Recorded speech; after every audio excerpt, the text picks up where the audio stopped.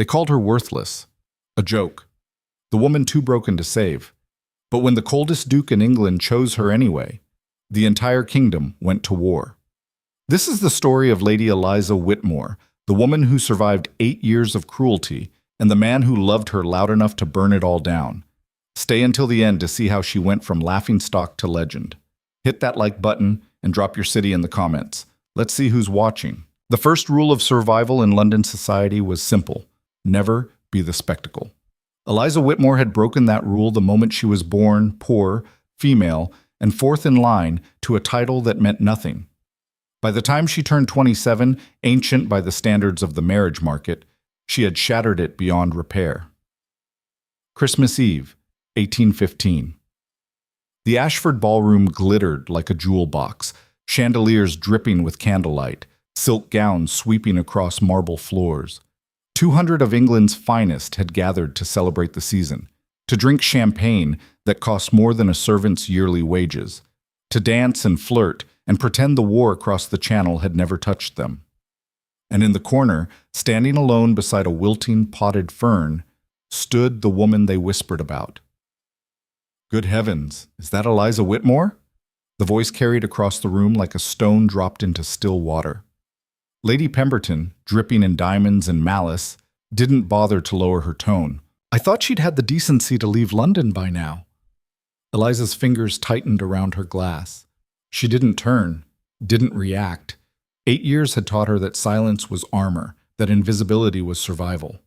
27 and unmarried, another voice chimed in. Miss Caroline Hartford, all golden curls and practiced cruelty. It's rather tragic, isn't it? Tragic? It's pathetic. This from Lord Ashford's nephew, a boy barely out of university with the confidence of inherited wealth. My father says her family lost everything in bad investments. She's been living on charity for years. The laughter started small, a titter here, a snicker there. But in a room designed to amplify every sound, every slight, it built like a wave. Eliza had heard it all before. The whispers about her father's debts, her mother's desperate scramble to marry off 4 daughters with no dowries, the humiliating parade of suitors who'd looked at Eliza's sharp mind and sharper tongue and decided they'd rather take their chances elsewhere. She'd refused 3 proposals in her first season, all of them from men who'd made it clear they wanted a decorative wife to bear children and keep quiet. Men who'd looked at her like livestock. Men who'd laughed when she'd quoted philosophy at dinner, who told her that intelligence in a woman was like a dog walking on its hind legs, amusing, but ultimately unnatural. So she'd said no. And society had never forgiven her. By the second season, the invitations had slowed. By the third, they'd stopped altogether, except for events like this, where her distant cousin felt obligated to include her out of family duty and social obligation. By the 8th season, she'd become something worse than rejected. She'd become a warning. Look at her dress, someone murmured. That's the same gown she wore last year, and the year before that. Eliza felt the heat crawl up her neck. The deep green silk had been her mother's, taken in and let out and carefully mended so many times that the seams barely held. It was beautiful once. Now it was just old, like her. I heard she's been working as a governess, Lady Pemberton continued, loud enough to ensure the entire room could hear. Can you imagine? A gentleman's daughter, teaching other people's children for coin. What else is she supposed to do? Caroline laughed. No man wants damaged goods. The words hit like a slap. Damaged goods. Eliza's breath caught. For a moment, just one terrible, weightless moment, she felt the foundations crack. 8 years of holding her head high, of pretending the whispers didn't cut, of telling herself that dignity was enough. It wasn't enough. She set down her glass with shaking hands and turned toward the door. Escape. That was all she had left. Just make it to the carriage. Make it home. Make it through one more night. Leaving so soon, Lady Eliza? The voice stopped her cold. It came from the shadows near the terrace doors, deep, measured, and carrying the kind of authority that made the entire room fall silent. Duke Sebastian Blackthorne stepped into the candlelight. The effect was immediate. Conversations died mid-sentence. Heads turned. Even Lady Pemberton's vicious smile faltered. Because if Eliza Whitmore was London's cautionary tale, Sebastian Blackthorne was its ghost story. He was 32 and had inherited his title at 19 when his father died under circumstances no one discussed in polite company. In the 13 years since, he'd built a reputation that made grown men nervous, ruthless in business, brutal in politics, cold enough that people joked he had ice water in his veins instead of blood. He never attended social events, never danced, never smiled, and he was walking directly toward Eliza. The room held its breath. Sebastian stopped 3 feet away, his dark eyes locked on hers. He was tall, well over 6 feet, with the kind of severe aristocratic features that belonged on Roman statues. Black hair, sharp jaw, and an expression that gave away absolutely nothing. "Your Grace." Eliza's voice came out steadier than she felt. She dropped into a curtsy, muscle memory taking over where thought failed. He didn't acknowledge it. Instead, he turned to face the crowd. "Lady Pemberton," he said quietly. "You were saying something about damaged goods?" The color drained from the woman's face. Your Grace, I didn't mean—" "You meant exactly what you said." His tone didn't rise, didn't sharpen. It didn't have to. The temperature in the room seemed to drop 10 degrees. "You've been conducting a public assassination of Lady Whitmore's character for the better part of an hour. I'm simply curious if you plan to continue now that someone is paying attention." Lady Pemberton opened her mouth, closed it, looked desperately around for support that didn't come. No one crossed Sebastian Blackthorne, not if they wanted to keep their place in society, their investments intact, their reputations clean. "I thought not." Sebastian's gaze swept the room like a blade. "Perhaps the rest of you would care to contribute? Lord Hertford, you seemed quite animated earlier. Something about intelligence being unnatural in women?" The young lord went pale. "I was merely, that is, I didn't." "Speak up. If you're going to mock someone for being educated, you should at least have the courage to do it to their face." Silence. Heavy and absolute. Eliza's heart was hammering so hard she thought it might crack her ribs. This wasn't happening. This couldn't be happening. The Duke of Blackthorne didn't attend Christmas balls. He certainly didn't defend disgraced spinsters in front of 200 witnesses. And yet, Sebastian turned back to her. For just a moment, something flickered in those cold, dark eyes, something that might have been recognition or understanding. "Lady Eliza," he said quietly, "would you do me the honor of the next dance?" The world tilted. A dance. He was asking her to dance. In front of everyone. Her voice broke. She cleared her throat, fighting for composure. "Your Grace, you don't have to." "I know." He extended his hand. "But I'm asking anyway." She looked at that hand, long fingers, no gloves, steady as stone, and felt something crack open inside her chest. This was a test. It had to be. Some cruel game she didn't understand yet. Men like Sebastian Blackthorne didn't rescue women like her. They didn't even notice them. But his hand didn't waver. And the entire ballroom was watching. Eliza made her choice. She placed her hand in his. His fingers closed around hers, warm, solid, real, and he led her onto the dance floor as the musicians scrambled to begin a waltz. The whispers exploded like wildfire. What is he doing? Has he lost his mind? Why would he choose her? Eliza barely heard them. She was too focused on not falling apart. Sebastian's hand settled at her waist, proper and correct, and they began to move. He was an excellent dancer, precise, confident, leading her through the steps with the same quiet authority he brought to everything else. "You're shaking," he said quietly. "I'm terrified," she admitted. "Why are you doing this?" "Because I've been watching you survive for 8 years, and I'm tired of pretending I don't see it." Her feet nearly tangled. "What?" "You refused Lord Harrington when you were 19. He would have beaten you within a year. Lord Carstairs when you were 21, a known gambler who'd have sold your belongings to cover his debts. And Sir Thomas Whitley at 23, who already had 2 mistresses and a bastard child he refused to acknowledge." Eliza stared at him. "How do you—" "I pay attention." His expression didn't change. "You made the right choice every time, and they punished you for it." "They didn't punish me, they just—" She stopped, because that was exactly what they'd done. "Why do you care?" The music swelled around them. Sebastian guided her through a turn, and for a moment they were the only two people in the room. "Because everyone in this ballroom is very good at pretending to be something they're not," he said quietly, "and you're the only one who refuses to play the game. That's not strength. That's just stubbornness." "It's the same thing." His gaze held hers. "And it's rarer than you know." The dance ended, the music faded, and Sebastian Blackthorne did something no one expected. He didn't release her hand. Instead, he turned to the crowd, still holding her fingers in his, and spoke loud enough for everyone to hear. "Lady Eliza Whitmore is a woman of remarkable intelligence, integrity, and courage. Any man here who can't see that is a fool, and any woman who chooses cruelty over compassion isn't worth the air she breathes."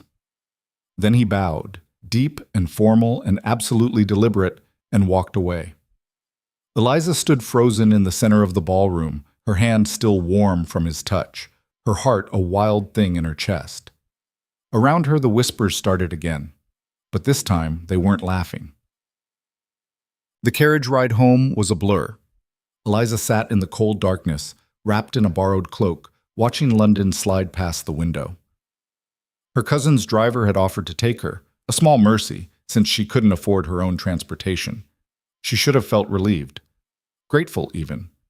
Instead, she felt hollowed out, because Sebastian Blackthorne had just painted a target on her back. His defense tonight wasn't protection, it was gasoline on a fire. By tomorrow morning, every gossip in London would be spinning the story into something scandalous. The Duke and the spinster. The desperate woman who trapped him. The charity case who aimed too high. She'd survived 8 years by being invisible. He'd just made her impossible to ignore. When she finally reached the small townhouse she shared with her sister Margaret, the windows were dark. Good. She wasn't ready to explain tonight. Wasn't ready to put words to what had happened. She climbed the stairs to her tiny room, peeled off the ancient green dress, and sat at her desk in her nightgown. For a long time, she just stared at nothing. Then she pulled out a piece of paper and began to write. "Your Grace, I don't know what game you're playing, but I cannot be part of it. You meant well tonight, I believe that, but you've made things worse. Society doesn't forgive women like me. They were content to ignore me before. Now they'll destroy me. Please, for both our sakes, stay away." She sealed the letter, addressed it, and set it on her desk. She would send it in the morning, and she would pray that Sebastian Blackthorne listened. He didn't. 3 days later, on a gray December morning, a carriage appeared outside her door. Not just any carriage. The Blackthorne carriage, black lacquer and silver trim, drawn by 4 matched grays with the ducal crest gleaming on the door. Eliza was in the middle of mending one of Margaret's dresses when the knock came. "Eliza!" Her sister's voice rang up the stairs, pitched with panic and excitement. You need to come down, now." She descended to find Margaret standing in the doorway, eyes wide, staring at the liveried footman on their front step. "Lady Eliza Whitmore?" the man said formally. Yes?" "His Grace the Duke of Blackthorne requests the pleasure of your company for a drive through Hyde Park. The carriage will wait." Margaret made a sound like a strangled cat. Eliza's mind went blank. "I'm sorry, what?" "His Grace is waiting, my lady."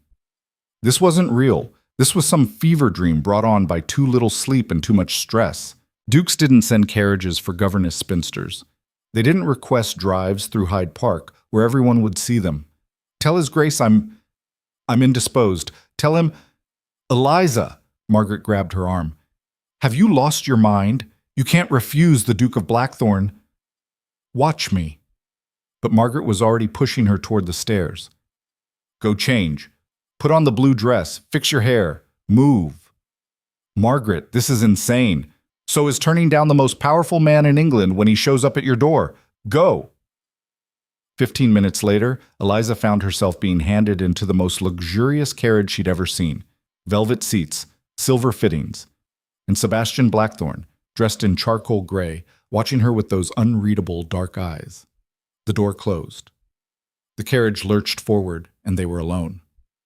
"You didn't respond to my letter," Eliza said. "I did. This is my response. I asked you to stay away." "I know." He studied her calmly. "But you were wrong." "About what?" "About society destroying you. They won't. Not if I don't let them. Eliza laughed, sharp and bitter. You think you can control what people say? No, but I can control who matters. He leaned back entirely at ease. Lady Pemberton's husband needs my support for a bill in Parliament. Lord Hertford's son wants a position in my shipping company. Half the people in that ballroom owe me money, favors, or their continued social standing. If I choose to champion you, they'll fall in line, or they'll fall apart. That's not... She stopped, because it was exactly how power worked. Why? Why what? Why me? The words came out raw. You don't know me. You said you've been watching, but that's not the same thing. So why risk your reputation on a woman everyone's already dismissed? Sebastian was quiet for a long moment. The carriage rolled through London streets, heading toward the park. When he finally spoke, his voice was different, quieter. My father, he said, was a decorated war hero, a beloved duke, a pillar of society. Eliza waited. He was also a monster. Sebastian's gaze stayed fixed on the window. Behind closed doors, he was violent, cruel. My mother lived in terror of him for 20 years, and everyone knew. Everyone saw the bruises, heard the screaming, understood exactly what was happening. His jaw tightened, and no one said a word, because he was powerful, because speaking up would have been inconvenient, because society protects the people it values and sacrifices the ones it doesn't. He turned to look at her then, and Eliza saw something in his eyes she recognized.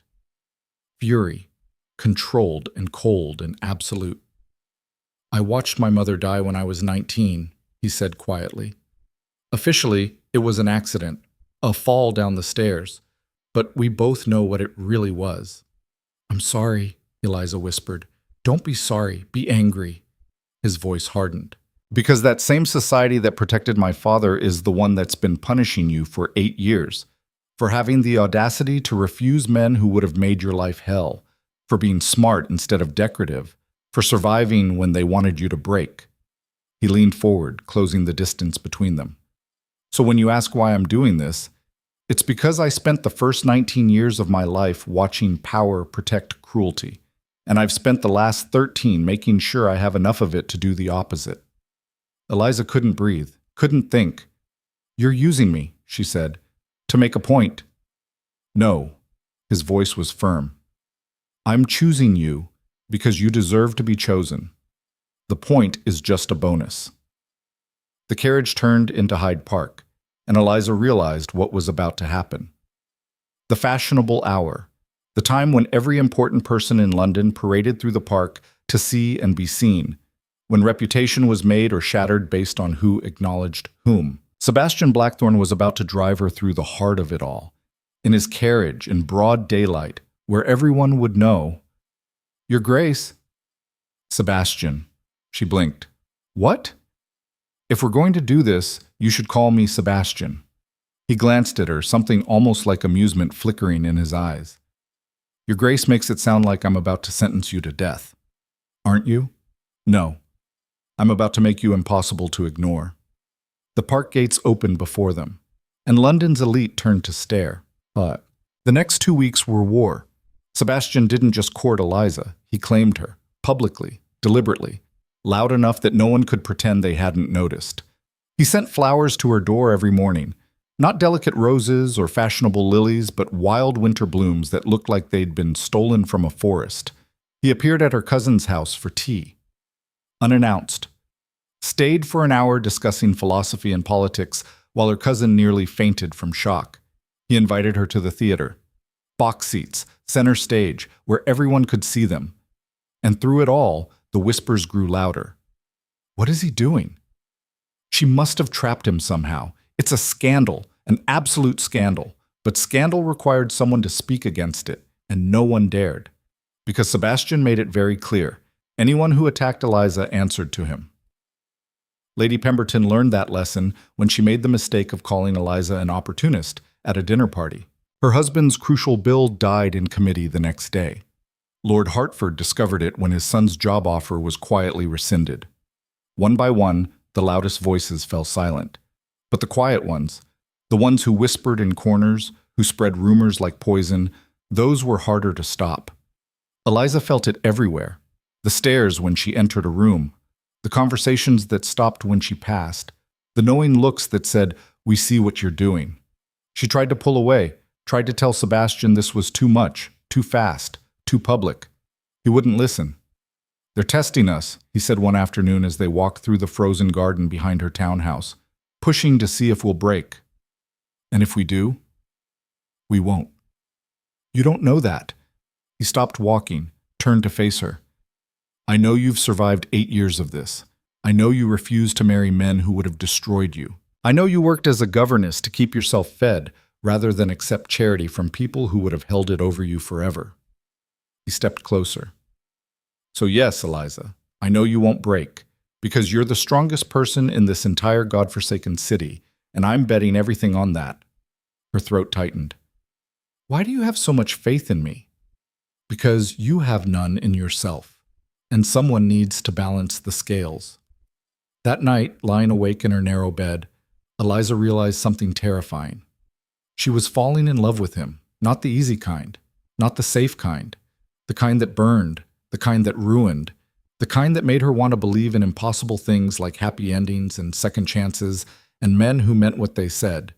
It was the most dangerous thing she'd ever felt, and she had no idea how to stop it. The breaking point came on a snowy January evening. Sebastian had invited her to dinner at Blackthorn House, his London estate, a massive Georgian mansion that looked like it could house a small army. Eliza arrived in her carefully mended blue dress, her heart hammering, prepared for an intimate meal and more of the sharp, challenging conversations that had become their routine. What she found instead was a setup. The dining room was full, not with strangers, worse, with Sebastian's inner circle, his business partners, his political allies, the people whose opinions actually mattered. And at the head of the table, watching Eliza with eyes like chips of ice, sat the Dowager Duchess of Blackthorn, Sebastian's mother. "Lady Eliza," the older woman's voice was polished steel. "How unexpected. My son didn't mention we'd be entertaining this evening." Sebastian stood near the fireplace, his expression unreadable. "Mother, I wasn't aware you'd be in London." "I came the moment I heard the most absurd rumors." She gestured to an empty chair. "Do sit, Lady Eliza. Let's discuss them." This was a trap, an ambush, and Eliza had walked straight into it. She sat. Dinner was a battlefield dressed as a meal. The Dowager asked pointed questions about Eliza's family, her education, her prospects, each one designed to highlight exactly how unsuitable she was. "Your father was in trade, wasn't he? Before his difficulties?" "My youngest governess had more formal education. Where did you study?" "And you've been working. How industrious." Sebastian's jaw tightened with each barb, but he didn't intervene. He was watching, waiting to see how Eliza would handle this. So she stopped playing defense. "You're right, Your Grace," Eliza said calmly. "My father made poor investments. I have no fortune, no powerful connections, and I've spent 8 years being society's favorite punchline. I am, by every measurable standard, unsuitable for your son." The table went silent. "But I'm also not a liar. I won't pretend to be something I'm not to make this easier for you. If that's what you're looking for, someone who'll smile and curtsy and fade into the background, you should look elsewhere." The Dowager's eyes narrowed. "And what exactly are you offering instead?" "The truth. Always. Even when it's inconvenient." Eliza met her gaze head on. "Your son values that. So if you're testing me to see if I'll crumble under pressure, I won't. I've survived worse than a hostile dinner party." For a long, terrible moment, no one moved. Then Sebastian smiled. Actually smiled, slow and genuine and utterly unexpected. "I told you," he said to his mother. "Didn't I tell you?" The Dowager looked between them, something calculating in her expression. "You did." "And?" She set down her fork with careful precision. "I think, my dear, that you may have finally found someone who's your equal. Whether that's a blessing or a curse remains to be seen." It wasn't approval.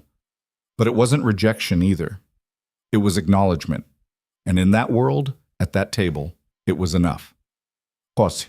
After dinner, Sebastian walked Eliza through the portrait gallery. Generations of blackthorns stared down from gilded frames, stern men and elegant women, all of them radiating power and privilege. "That's my father," Sebastian said, stopping before a particularly imposing portrait.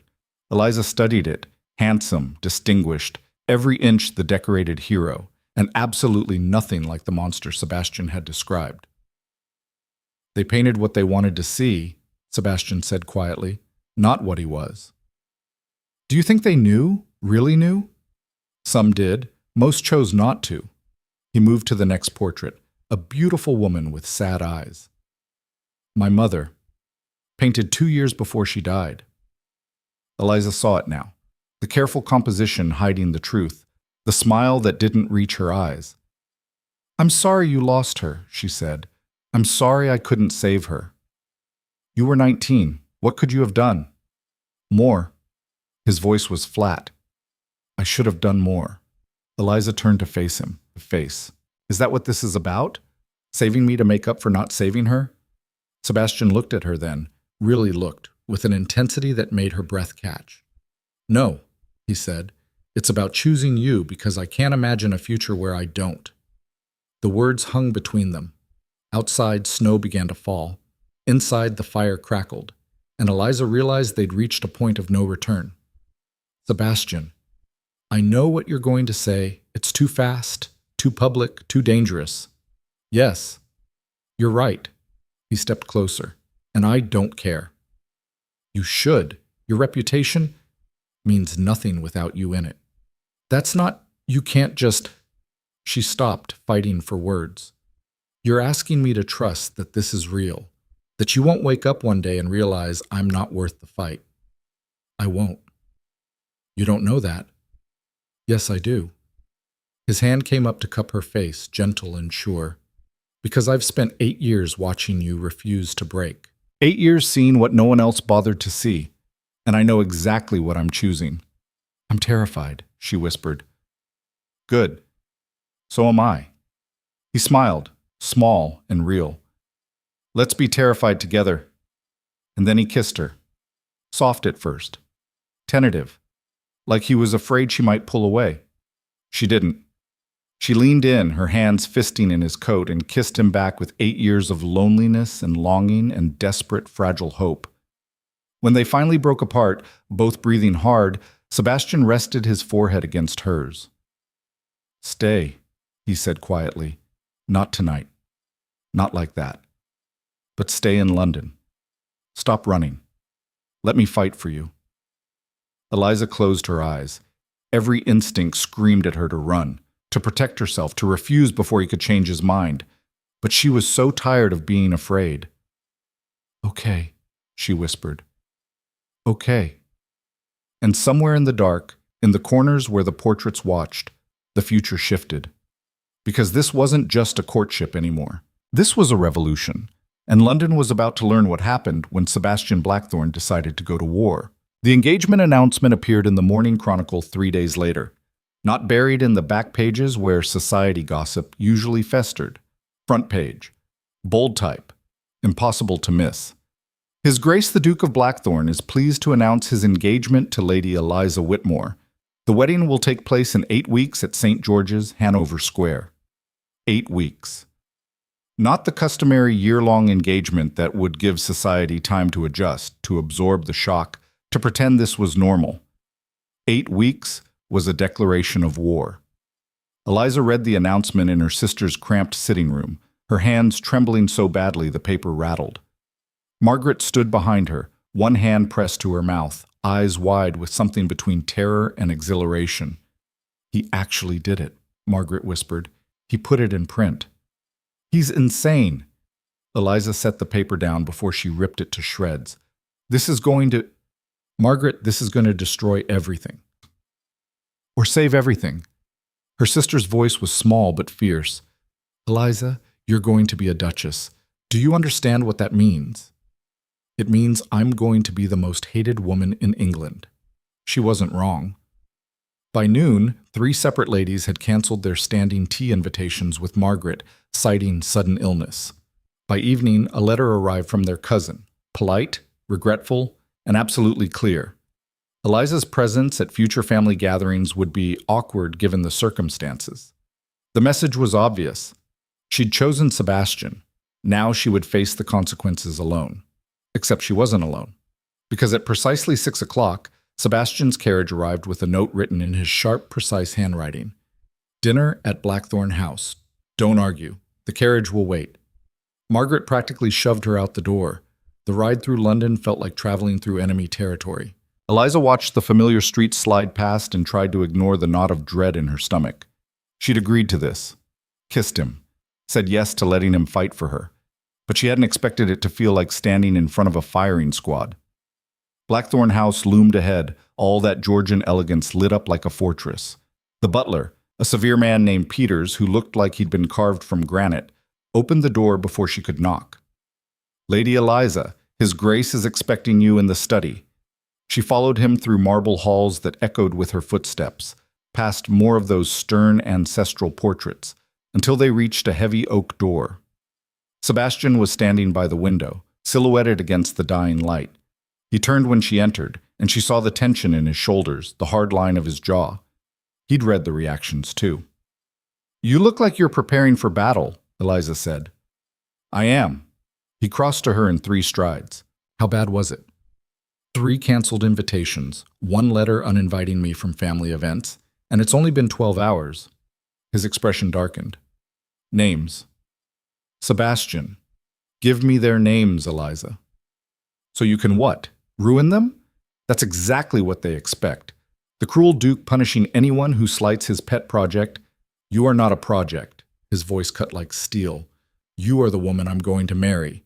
And if they can't show you basic respect, they'll learn what it costs to disrespect what's mine." The possessiveness in those words should have frightened her. Instead, it sent heat rushing through her veins. "You can't fight the entire city," she said quietly. "Watch me." He meant it. She could see it in his eyes, that cold, controlled fury that had built empires and broken rivals. He would burn London to the ground for her if she let him. The terrifying part was how much she wanted to let him. "There's something else." Sebastian moved to his desk, pulled out a heavy envelope. "This arrived this morning. From my mother." Eliza's stomach dropped. "What does it say?" "She's hosting a dinner party 2 weeks from now. Every major family in our social circle will be there." He handed her the letter. "She's invited you." Eliza scanned the elegant handwriting, her pulse quickening. This wasn't an olive branch. This was a test. The Dowager Duchess of Blackthorn, opening her home to the woman society considered a scandal, forcing everyone to choose sides in the most public way possible. Accept the invitation and acknowledge Eliza's place. Refuse and face the Dowager's legendary wrath. "She's brilliant," Eliza murmured. "Absolutely brilliant." "She's dangerous." Sebastian's jaw tightened. "She'll smile and play the gracious hostess, but every moment will be designed to see if you crack under pressure." "I won't." "I know, but that doesn't mean it won't cost you." He stepped closer, his hand finding hers. "We can refuse. Tell her it's too soon. Wait until—" "No." Eliza squeezed his fingers. "If we refuse, it looks like weakness, like we're afraid of what people will say.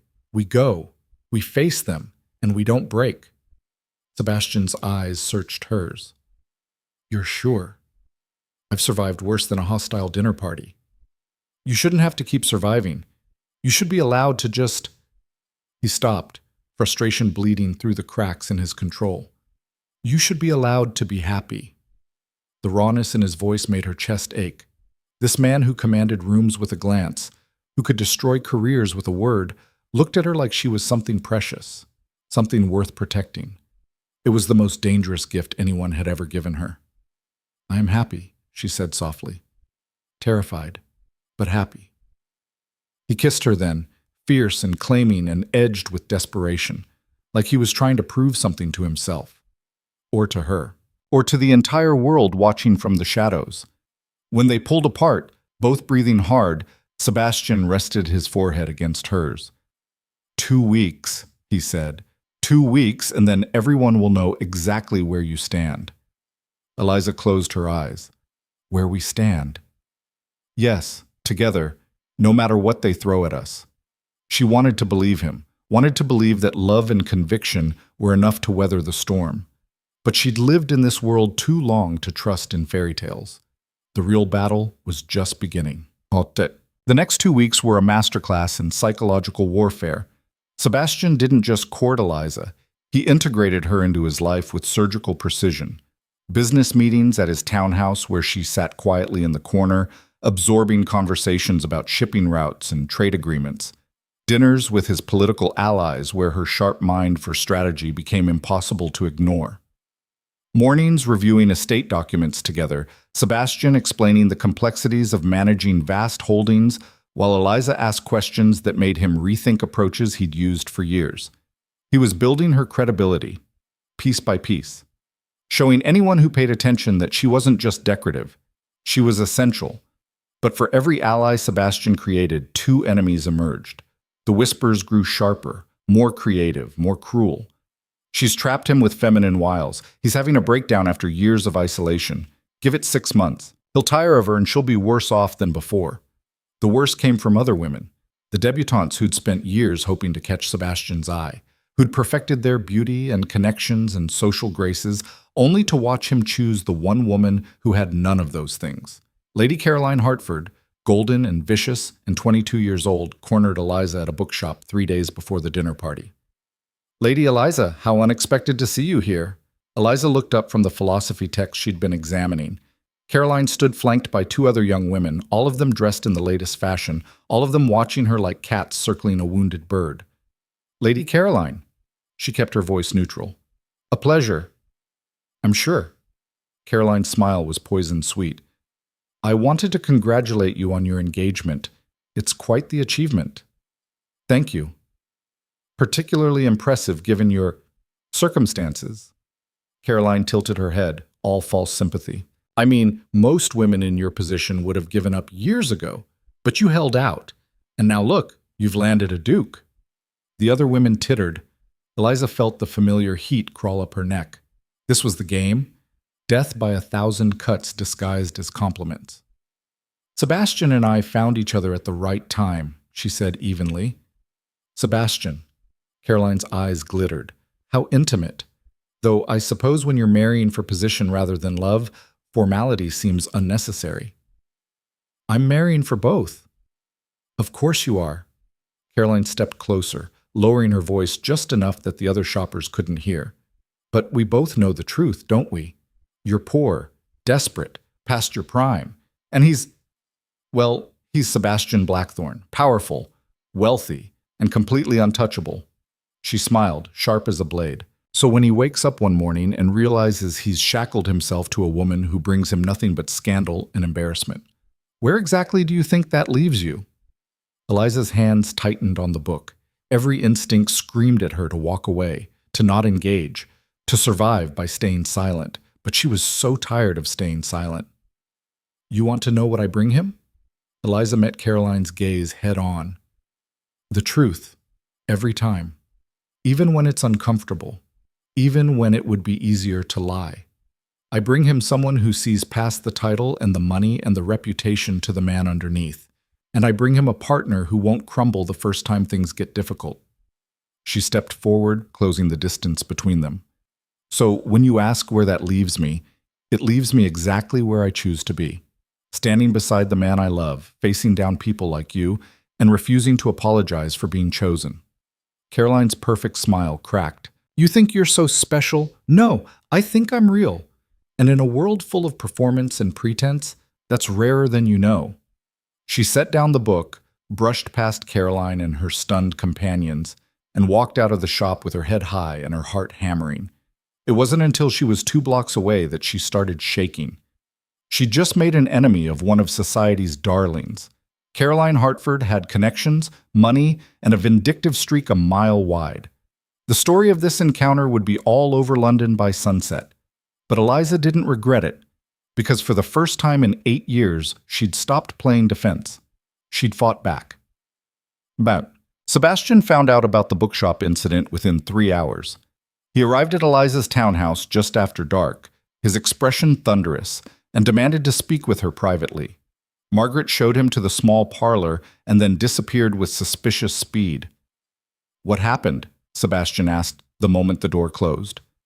Eliza, who'd been expecting this, folded her hands in her lap. "I encountered Lady Caroline at a bookshop.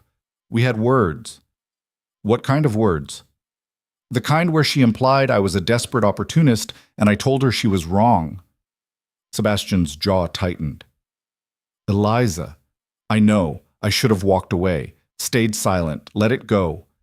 She stood, facing him. "But I'm tired of letting it go. I'm tired of absorbing every insult and pretending it doesn't hurt. You told me not to break. Well, I didn't. I pushed back. And now she's telling everyone you're unstable and aggressive. Let her." Eliza's voice hardened. "I'd rather be called aggressive than spend the rest of my life being a punching bag." Sebastian stared at her for a long moment. Then, unexpectedly, he smiled. "What?" she demanded. "You're magnificent when you're angry." "I'm not. This isn't funny, Sebastian. I just made everything worse." "No, you made it real." He crossed to her, cupping her face in his hands. Every other woman in that world would have smiled and retreated. "You stood your ground. Do you have any idea how rare that is?" "Rare doesn't mean smart. It means brave." His thumb brushed her cheek. "And I would rather have you brave and honest than safe and silent." Eliza closed her eyes, leaning into his touch. "The dinner party is in 3 days. Caroline will be there. She's going to paint me as exactly what everyone fears, a common woman with delusions of grandeur who can't control her temper. Then we'll prove her wrong." "How?" "By showing them exactly who you are. Not an opportunist, not a social climber, just a woman who's brilliant and strong and refuses to be broken by people who mistake cruelty for power." He kissed her softly. "Trust me." She did. That was the terrifying part. She trusted him completely. The night of the dinner party arrived like a death sentence. Eliza spent 3 hours getting ready, Margaret fussing over every detail. The dress was new, a gift from Sebastian, deep sapphire silk that made her look like royalty instead of a charity case. Her hair was pinned in an elaborate style that must have taken Margaret an hour to perfect. She looked the part. Now she just had to survive playing it. Sebastian's carriage arrived at precisely 7. He stepped out wearing formal evening attire, all sharp lines and expensive tailoring, looking every inch the powerful Duke. But when he saw her, something shifted in his expression, softened. "You're beautiful," he said quietly. Eliza's breath caught. "You're obligated to say that." "I'm not obligated to mean it." He offered his hand. "Ready?" "No?" "Good. Neither am I." He smiled, small and real. "Let's terrify them together." The ride to Blackthorn House felt too short. Eliza watched London slide past the window and tried to calm her racing heart. Every instinct screamed at her to run, to fake illness, to do anything but walk into that house and face down the entire social hierarchy. But Sebastian's hand found hers in the darkness, steady and sure, and she held on like a lifeline. The entrance hall was already full of carriages when they arrived. Laughter and music spilled from the open doors. Inside, crystal chandeliers blazed with candlelight, and the air smelled of expensive perfume and fresh flowers.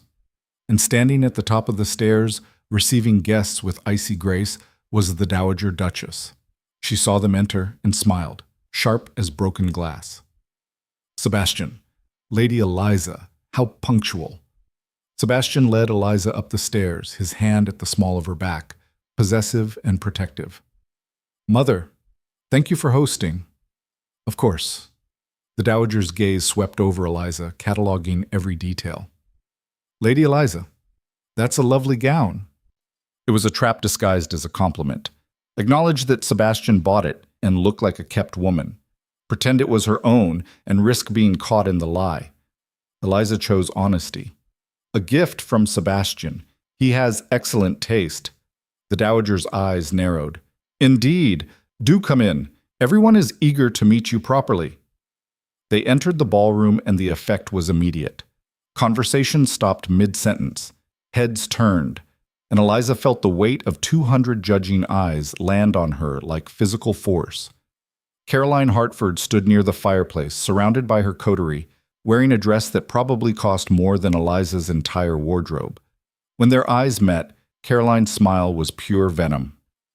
"Here we go," Sebastian murmured. The first hour was brutal. Polite introductions that barely masked hostility. Compliments edged with insults. Questions designed to highlight every way Eliza didn't belong. "And where did you study, Lady Eliza? What was your coming out like? Your family must be so proud. Where are they this evening?" Each question a reminder. You are not one of us. But Eliza had been trained by 8 years of survival. She answered every question with calm honesty, refusing to apologize or embellish. Yes, her education was unconventional. Yes, her family was small and financially struggling. Yes, she'd worked as a governess. And no, she wasn't ashamed. Slowly, painfully, the tide began to shift. Because the people watching weren't stupid. They could see Sebastian's hand at her waist, the way he looked at her when she spoke, the quiet pride in his expression. They could see that this wasn't a man tolerating an inconvenience. This was a man in love. And in a world where marriages were business arrangements, where affection was secondary to advantage, that was radical. Dinner was announced. The guests filed into the dining room, a cathedral of a space with a table that could seat 50. Eliza found herself placed between Sebastian and Lord Ashford, a political ally with shrewd eyes and calculating manners. The Dowager sat at the opposite end, watching everything. The meal began with all the formal precision of a military operation. 7 courses, 3 wines. Conversation that flowed in careful, practiced patterns. And then, halfway through the 4th course, Caroline Hartford struck. "Your Grace," she said sweetly, addressing the Dowager. "I was just telling Lady Eliza earlier how remarkable her engagement is, given her unique circumstances." The table went silent. The Dowager's expression didn't change. "Unique?" "Well, yes." Caroline's smile was razor sharp. "Most women marry within their social sphere, but Lady Eliza has done what so many dream of. She's transcended her origins entirely. It's quite inspiring, really." Translation: she's a social climber who doesn't belong here. Eliza felt Sebastian tense beside her. Lord Ashford shifted uncomfortably, and every eye at that table watched to see how this would play out. The Dowager set down her fork with precise, deliberate care. "You're absolutely right, Lady Caroline," she said coolly. "Lady Eliza has done something remarkable. She's remained herself in a world that demanded she become someone else." Caroline blinked. "I'm sorry?"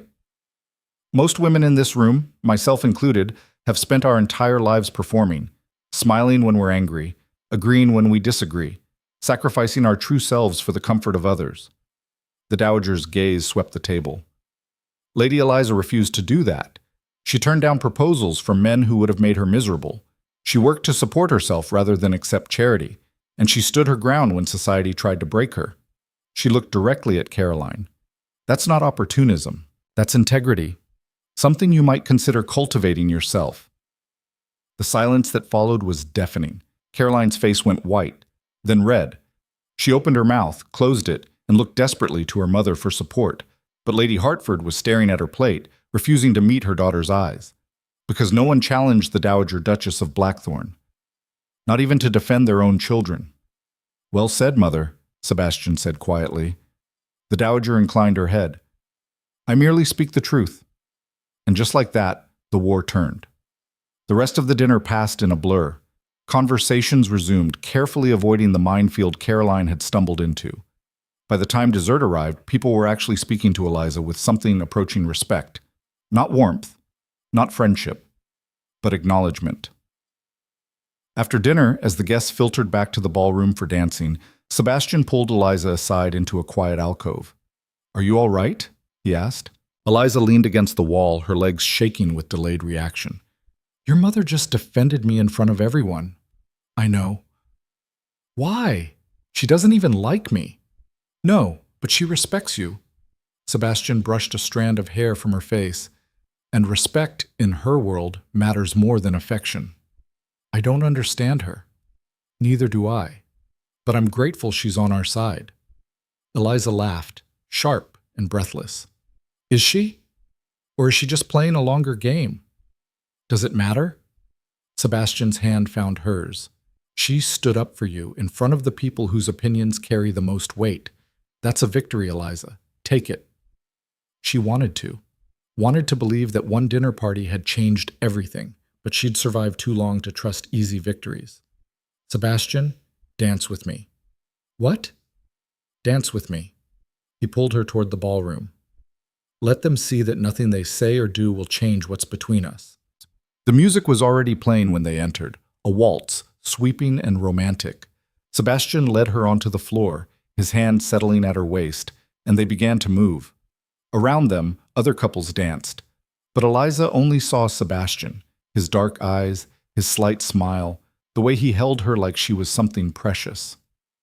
I love you, she said suddenly. He missed a step, recovered. What? I love you. The words came easier the second time. I should have said it before. I should have. He kissed her. Right there on the dance floor, in front of 200 witnesses, he kissed her like the world was ending and she was the only thing keeping it together. When they broke apart, the entire ballroom was staring. Sebastian didn't care. I love you too, he said against her lips. I have for months. I just didn't know how to say it without sounding insane. Eliza laughed, tears pricking her eyes. We're both insane. Probably. He spun her through the next turn, grinning now. But I'd rather be insane with you than sane without you. The music swelled, the dance continued, and for one perfect, impossible moment, Eliza let herself believe in happy endings. Then she saw the man standing in the doorway, tall, expensively dressed, watching her with eyes that made her blood run cold. Lord Marcus Carstairs, the gambling addict Sebastian had mentioned, one of the men she'd refused years ago, and he was walking straight toward them. Sebastian saw him at the same moment. His entire body went rigid. Eliza, he said quietly, stay close to me. What's he doing here? I don't know, but nothing good. Marcus reached them as the music ended. He bowed, mocking and precise, and smiled at Eliza like a shark scenting blood. Lady Eliza, my dear old friend, congratulations on your engagement. His voice carried across the ballroom. I couldn't help but remember our own history. Do you recall? When I asked for your hand and you refused me so dramatically? Eliza's throat tightened. Lord Carstairs, this isn't the time. Oh, but it is. His smile widened. You see, I've spent years wondering what I did wrong, why a woman with no prospects, no fortune, and no future would turn down a lord, and now I finally understand. He looked at Sebastian. You were waiting for a duke. How patient, how strategic. The room went silent. Every eye turned to them. Sebastian's hand tightened on Eliza's waist. Carstairs, leave. Now. Or what? You'll ruin me? Marcus laughed. You're too late, Blackthorn. I'm already ruined. Lost everything at the tables last month. So I have nothing left to lose by telling everyone here exactly what kind of woman they're welcoming into their midst. He turned to the crowd. A calculating opportunist who's been hunting for a title since she was 19, who turned down good men, honest men, because they weren't rich enough or powerful enough, and who finally found someone desperate enough to take the bait. Eliza felt the world tilt, felt every eye boring into her, felt the story being rewritten in real time.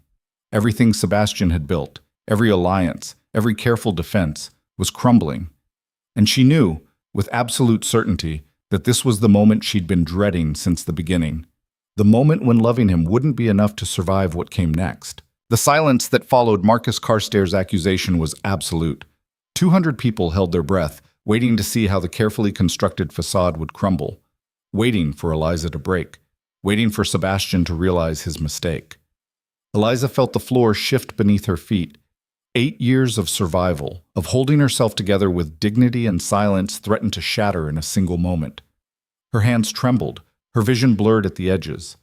This was it, the end she'd been expecting all along. But before she could speak, before she could run or defend herself or do anything, Sebastian moved. He stepped forward, placing himself between Eliza and Marcus with the precision of a duelist taking position. "You're drunk," Sebastian said quietly, too quietly, "and you're embarrassing yourself." Marcus laughed, wild and unhinged. "Drunk? Yes. Embarrassing? Probably. Wrong? Not even a little." He gestured to the crowd. "Ask anyone here. Ask them if they don't think the same thing, that she played you like a violin, that she saw an isolated duke with more money than sense and decided to—" Sebastian hit him. One clean punch, perfectly placed, that sent Marcus sprawling backward into a chair. The crack of fist-meeting jaw echoed through the ballroom like a gunshot. Women gasped. Men shouted. The Dowager Duchess rose from her seat, her face carved from ice, and Eliza stood frozen, watching the man she loved commit social suicide for her. Marcus struggled to his feet, blood trickling from his split lip, his eyes blazing with vindictive triumph. "There it is, the true Sebastian Blackthorne, violent, uncontrolled, just like his father. Finish that sentence and I will destroy what's left of your life." Sebastian's voice was steel wrapped in silk. "You came here to humiliate Lady Eliza, to paint her as a schemer, but everyone in this room knows the truth about you, Marcus." He turned to address the crowd, his voice carrying to every corner. "Lord Marcus Carstairs gambled away his inheritance in 2 years, proposed to 6 different women, including Lady Eliza, not out of affection, but desperation for a dowry to cover his debts. When she had the wisdom to refuse him, he spent the next 8 years nursing a grudge." Sebastian's gaze swept the room. "So when he stands here and calls her calculating, when he implies she's been hunting for wealth and position, remember that he's describing himself, not her." Marcus wiped blood from his mouth, his expression twisting into something ugly. "You think you're so righteous, but I know what she is. I know you know nothing." The words came from an unexpected source. The Dowager Duchess descended the stairs with the bearing of a queen approaching the scaffold. Every eye turned to her. "I have spent the last 2 weeks investigating Lady Eliza's history," she said coldly. "Every proposal she received, every man who showed interest. And do you know what I found?" She stopped in front of Marcus. "That she refused 3 different men who would have made her life a living hell. Lord Harrington, a documented abuser. You, Lord Carstairs, a gambling addict who would have sold her possessions to pay debts. And Sir Thomas Whitley, who already had a mistress installed before his wife's body was cold." The Dowager's voice cut like a scalpel. "So when my son looks at Lady Eliza and sees a woman of integrity who chose dignity over security, I believe him, because the evidence supports it." She turned to the assembled guests. "Anyone who wishes to challenge that evidence is welcome to try, but be aware that you'll be challenging me." The threat hung in the air like smoke. No one moved. No one spoke. Marcus stared at the Dowager, then at Sebastian, then at Eliza. His face cycled through rage, humiliation, and finally, defeat. "You deserve each other," he spat. Then he turned and staggered toward the door. The moment he vanished, the ballroom erupted into whispers. Sebastian turned to Eliza, his hand finding hers. "Are you all right?" She couldn't speak, couldn't process what had just happened. The Dowager had defended her. Sebastian had struck a man for her. The entire carefully orchestrated evening had exploded into chaos, and she was still standing. "I need—" Her voice broke. "I need air." Sebastian understood immediately. He led her through the crowd, past staring faces and whispered conversations, out onto the terrace where cold January air hit like a slap. Eliza gripped the stone balustrade, gulping in breath, trying to steady herself. "I'm sorry," Sebastian said quietly. "I shouldn't have hit him. I made it worse. You defended me." She turned to face him, tears streaming down her face. "You could have stayed silent. Let me handle it. Protected your reputation. But you defended me." "Always." His hand cupped her face, thumb brushing away tears. "I will always defend you. Even when it costs you everything?" "There is no everything without you in it." She kissed him then, desperate and grateful and terrified, because she knew, with absolute certainty, that tonight had changed something fundamental. They'd won the battle. But the war was just beginning. The scandal exploded across London like wildfire. By morning, every newspaper carried some version of the story. The Morning Chronicle called it an unfortunate display of temper. The Times wondered if the Duke of Blackthorn was suffering from the strain of an ill-advised engagement. The gossip sheets were less kind. Duke brawls over opportunistic bride-to-be Blackthorn's judgment in question. After violent outburst, will the wedding proceed after last night's disgrace? Eliza read them all in Margaret's sitting room, each headline landing like a blow. Her sister paced behind her, wringing her hands. "This is bad," Margaret whispered. "Eliza, this is really bad." "I know. They're making it sound like Sebastian is unstable, like you drove him to violence, like—" "I know." Eliza set down the papers, her hands remarkably steady. "I need to see him." "Are you insane? If you go to Blackthorn House now, it'll just fuel the rumors. I don't care about the rumors." She stood, reaching for her cloak. "I need to know he's all right." Margaret grabbed her arm. "And what if he's not? What if his mother convinced him this was a mistake? What if he—" "Then I'll face it." Eliza met her sister's eyes. "But I won't hide. Not anymore." She made it 3 steps toward the door before someone knocked. Margaret opened it to find Peters, Sebastian's butler, standing on the threshold with an envelope. "For Lady Eliza," he said. "Urgent." Eliza took it with shaking hands, broke the seal, read Sebastian's sharp handwriting. "Don't come to the house. My mother is meeting with advisors and the situation is volatile. I'll come to you tonight. Trust me." She crumpled the note, fighting down panic. "What does it say?" Margaret demanded. "He wants me to wait." "Then wait." But waiting felt like drowning. Every hour that passed brought new reports. Lord Ashford had withdrawn his political support. 3 business partners requested urgent meetings to reassess their arrangements. The invitations that had started trickling in after the engagement announcement vanished overnight. Sebastian Blackthorn's empire was fracturing, and Eliza was the fault line. By evening, she couldn't take it anymore. She dressed in her plainest gown, wrapped herself in a dark cloak, and slipped out into the freezing streets. If she couldn't go to Blackthorn House, she could at least walk. Clear her head. Find some way to think through the impossible situation they'd created. She made it 4 blocks before she realized she was being followed. The footsteps were subtle at first, easy to dismiss. But when she turned down a quieter street, they grew closer, more deliberate. Eliza's pulse kicked up. She walked faster. The footsteps matched her pace. She was about to run when a hand grabbed her arm and yanked her into an alley. Eliza opened her mouth to scream, "Quiet!" The voice was female, cultured, and unexpectedly familiar. Lady Caroline Hertford stepped into the dim light of a street lamp, her beautiful face twisted with something between rage and desperation. "What are you doing?" Eliza gasped. "Saving you from yourself." Caroline's grip tightened.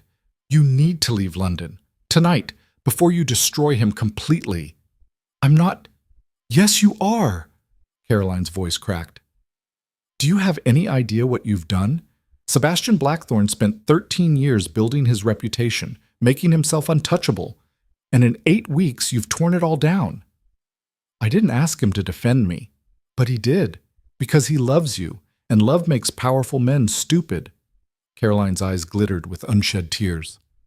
"I've known Sebastian since we were children, watched him survive his father's brutality, watched him rebuild himself into something stronger, and now you're undoing all of it." Eliza jerked her arm free. "So what? You followed me to tell me to leave? To run away so Sebastian can find someone more suitable?" "Yes." The admission came out raw. "Because I actually care about him. Unlike you, who only cares about— About what? Money? Position?" Eliza stepped forward, anger burning through fear. "You don't know anything about me. You've spent 8 weeks deciding who I am based on gossip and assumptions. But you've never once asked what I actually want." "Then tell me." Caroline's voice turned knife-sharp. "What do you want, Eliza?" "Him." The word came out fierce. "I want him, not his title, not his money, not the position or the power or any of it, just him, and if that means we lose everything else, so be it." Caroline laughed. bitter and broken. You're a fool. Maybe, but I'm his fool and I'm not leaving. For a long moment they stared at each other.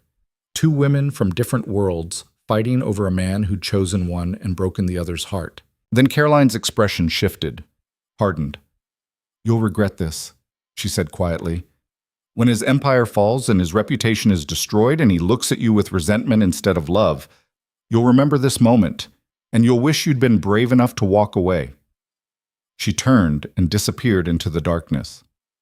Eliza stood shaking in the alley, Caroline's words echoing in her head. You'll regret this. Would she? Was Caroline right? Was loving Sebastian enough to justify watching him lose everything? She didn't know, and that uncertainty terrified her more than anything. Sebastian arrived at her townhouse just after midnight, his clothes disheveled, his expression haggard. Margaret let him in without a word and retreated upstairs, leaving them alone in the dim sitting room. Tell me, Eliza said. Sebastian collapsed into a chair, rubbing his face. It's bad. Worse than I expected. How bad? 3 major investors pulled out of my shipping venture. Lord Ashford withdrew his support for the reform bill, and my mother spent 6 hours today with her advisors trying to determine if there's a way to salvage my reputation without... He stopped. Wouldn't meet her eyes. Eliza's stomach dropped. Without me? She didn't say that exactly, but that's what she meant. Eliza moved to the window, staring out at the dark street. Caroline found me tonight, told me I should leave London, that I'm destroying you. Sebastian's head snapped up. Caroline did what? She's not wrong. Eliza's voice was hollow. Everything you've built is falling apart because of me.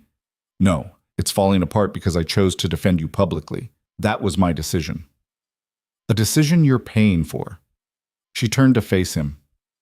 Sebastian, be honest. If you could go back to that ballroom and choose differently, if you could stay silent and let Marcus say whatever he wanted, would you? No. Even knowing what it would cost? Even then. He stood, crossing to her. Eliza, I need you to understand something.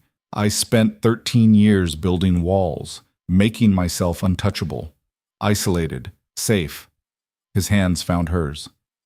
And then you showed up and made me realize that being safe isn't the same as being alive.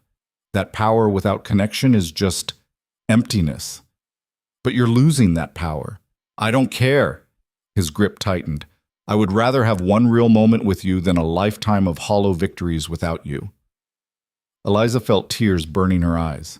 What if that's not enough? What if we end up with nothing? Then we'll have nothing together. He pulled her close, his forehead resting against hers. And that will still be more than I had before. She wanted to believe him, wanted to believe that love could survive when everything else burned, but she'd lived too long in the real world to trust in fairy tales. Your mother wants to meet with me, she said quietly. Tomorrow. Alone. Sebastian went rigid. No. Yes, she sent a note this afternoon, said we needed to have a conversation without you present. Eliza, that's a trap. Maybe. Or maybe she's trying to find a solution we haven't seen. Eliza stepped back, studying his face. Either way, I have to go, because if there's even a chance of fixing this without you losing everything, I won't let her intimidate you. She won't. Eliza's voice hardened. I've survived worse than a hostile duchess. I can handle one more conversation. But as she said it, she wondered if that was true, because the Dowager Duchess of Blackthorn had defended her once. But defense didn't mean acceptance. And tomorrow, Eliza suspected she'd learn the difference. The Dowager received her in the morning room, a deceptively pleasant space with tall windows overlooking the winter garden. Tea was already laid out, silver service gleaming, everything perfectly civilized. Eliza sat across from her, spine straight, hands folded in her lap. The Dowager poured tea with precise, practiced movements. Thank you for coming. You didn't give me much choice. A slight smile. No, I suppose I didn't. She handed Eliza a delicate cup. I want to be very clear about something. What I said at dinner, about your integrity, your choices, I meant it. But meaning something doesn't make it enough. The Dowager set down her own cup. Lady Eliza, I am going to be brutally honest with you, more honest than is comfortable, because I believe you deserve that much. Eliza's pulse quickened. I'm listening.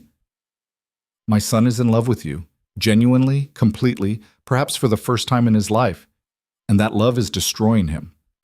The words hit like a physical blow. Yesterday, he lost 3 major business partnerships. This morning, 2 more. By week's end, his political capital will be almost entirely depleted. And the social damage, the Dowager shook her head. Society has decided you're unsuitable, and they will punish anyone who disagrees, including Sebastian, especially Sebastian, because he's powerful enough to challenge them, which makes him dangerous. They'll keep tearing him down until there's nothing left. Eliza's hands trembled. So what are you suggesting? The Dowager met her eyes. That you love him enough to let him go. Silence. Heavy and suffocating. You're asking me to leave, Eliza said flatly. I'm asking you to save him from himself. The Dowager leaned forward. You know what it's like to survive in a world that wants to break you. You've done it for 8 years. You understand that sometimes strength means sacrifice. You want me to sacrifice him. I want you to sacrifice this. The Dowager gestured between them. The engagement, the wedding, the future you're building, because that future will destroy him. And I believe you care about him too much to let that happen. Eliza felt something cracking inside her chest. And if I refuse, then you'll watch him lose everything. His business, his political influence, his reputation, until he's left with nothing but you, and he resents you for it. He wouldn't. He would. The Dowager's voice was merciless. Maybe not today, maybe not next year, but eventually, when the reality of what he gave up becomes clear, he will look at you and wonder if you were worth it. Tears burned Eliza's eyes. That's cruel. That's honest. The Dowager stood, moving to the window. I loved my husband once, before he became a monster, and I stayed because I thought love was enough. It wasn't. It never is. She turned back. So I'm asking you, begging you, don't make the same mistake I did. Don't let love blind you to reality. Walk away now, while he still has something left to salvage. Eliza couldn't breathe, couldn't think. Everything she'd fought for, everything she'd survived, came down to this moment. Choose Sebastian and watch him burn, or leave and save what remained of his empire. If I go, she heard herself say, he'll come after me. Not if you make it clear you're choosing to leave, that you realize this was a mistake. He won't believe that. He will if you're convincing enough. The Dowager's expression was ice carved with regret. Tell him you can't handle the pressure, that you're not strong enough for this world. Make him believe you're breaking, and he'll let you go to protect you. That's asking me to lie to him. That's asking you to love him more than you love yourself. The words landed like a death sentence. Eliza stood on shaking legs. I need time. You have until tomorrow. The Dowager's voice was firm. After that, I'll assume you've made your choice, and I'll proceed accordingly. Proceed how? By doing what I should have done from the beginning, protecting my son, even from himself. Eliza didn't ask what that meant, didn't want to know. She left Blackthorn House in a daze, the cold air doing nothing to clear her head. The Dowager was right. She knew it in her bones. Society wouldn't forgive this, wouldn't forget. They'd keep tearing Sebastian down until he had nothing left, and he'd endure it. For her. Because he loved her. But love wasn't a shield. It was just another weapon for the world to use against them. By the time she reached her townhouse, her decision was made. She would leave. Tonight. Before Sebastian could talk her out of it. Because Caroline was right. The Dowager was right. Sometimes the bravest thing wasn't fighting. It was surrender. She packed in silence. A single bag. The essentials. Margaret watched from the doorway, tears streaming down her face. Where will you go? Her sister whispered. North. Scotland, maybe. Somewhere he won't think to look. Eliza's hand shook as she folded her last dress. I'll write once I'm settled, but don't tell him. Promise me you won't tell him. Eliza, please. Promise me. Margaret flinched, then nodded. I promise. Eliza finished packing and moved to her desk, pulled out paper and ink. The letter took 3 attempts. The first 2 were too honest, too raw. The final version was a masterpiece of careful lies. Sebastian, I'm sorry. I thought I was strong enough for this. For you, for the scrutiny, for the battle. But I'm not. Last night proved that. The Dowager was right. I don't belong in your world, and forcing myself into it will only destroy us both. I'm leaving London. Please don't follow me. Please don't try to fix this. It's not fixable. You deserve someone who can stand beside you without crumbling, someone who makes you stronger, not weaker. I'm not that person. I hope someday you'll understand. Eliza. She sealed it, addressed it, left it on the table for Margaret to deliver. Then she slipped out into the freezing night, her heart breaking with every step. She made it to the coaching inn, bought passage on the overnight mail coach heading north, sat in the dark waiting room surrounded by strangers, and waited for the world to end. The coach was called at midnight. Passengers began boarding. Eliza stood, reaching for her bag. Running away? She froze. Turned. Sebastian stood in the doorway, snowflakes melting in his dark hair, his expression carved from stone. How did you— Margaret. He stepped inside, closing the door behind him. She broke her promise about 5 minutes after you left. Sent a footman to warn me. Eliza's hands clenched. You shouldn't be here. Neither should you. He crossed to her in 3 strides. What were you thinking? I was thinking I'm destroying you. The words exploded out of her. I was thinking that every day we're together, you lose more, your business, your influence, your reputation, and eventually you'll have nothing left, nothing except you. His voice was steel. I'll have you. And that's everything. It's not. Tears streamed down her face. Sebastian, it's not enough. Love doesn't pay debts. It doesn't rebuild broken alliances. It keeps me human. He grabbed her shoulders. Eliza, I survived 13 years in that world by becoming something cold, something untouchable, and I was miserable.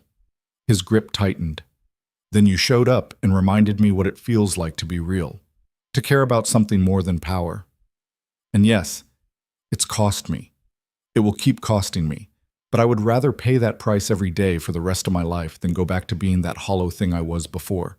You say that now. I'll say it forever. He cupped her face, forcing her to meet his eyes. You're not destroying me. You're saving me, and I won't let you run because you're afraid of what comes next. Eliza sobbed. I don't know how to do this. I don't know how to survive loving you when the entire world wants us to fail. Then we'll figure it out together. He pulled her close, his arms wrapping around her like armor. But we do it together, not apart, never apart. The mail coach driver shouted, Last call for the northbound. Boarding now. Sebastian's eyes met hers. Stay. It wasn't a command. It was a plea. And Eliza realized she'd been wrong about what strength looked like. It wasn't walking away. It wasn't protecting him from himself. It was standing beside him and fighting, even when the odds were impossible, even when the cost was everything. Okay, she whispered. Okay. He kissed her, desperate and grateful and fierce, and together they walked out of the coaching inn into the snow. Behind them, the northbound coach departed without its passenger. Ahead of them, London waited, hostile, unforgiving, but they were done running. Now came the real war. The snow fell heavier as they walked through London's dark streets. Sebastian's hand locked around Eliza's like an anchor, keeping her from drifting away. Neither spoke. Words felt too fragile for what had just happened. The near loss, the reclamation, the terrifying commitment to face the storm together. When they reached her townhouse, Margaret was waiting in the doorway, her face pale with relief and terror. Thank heaven, she breathed.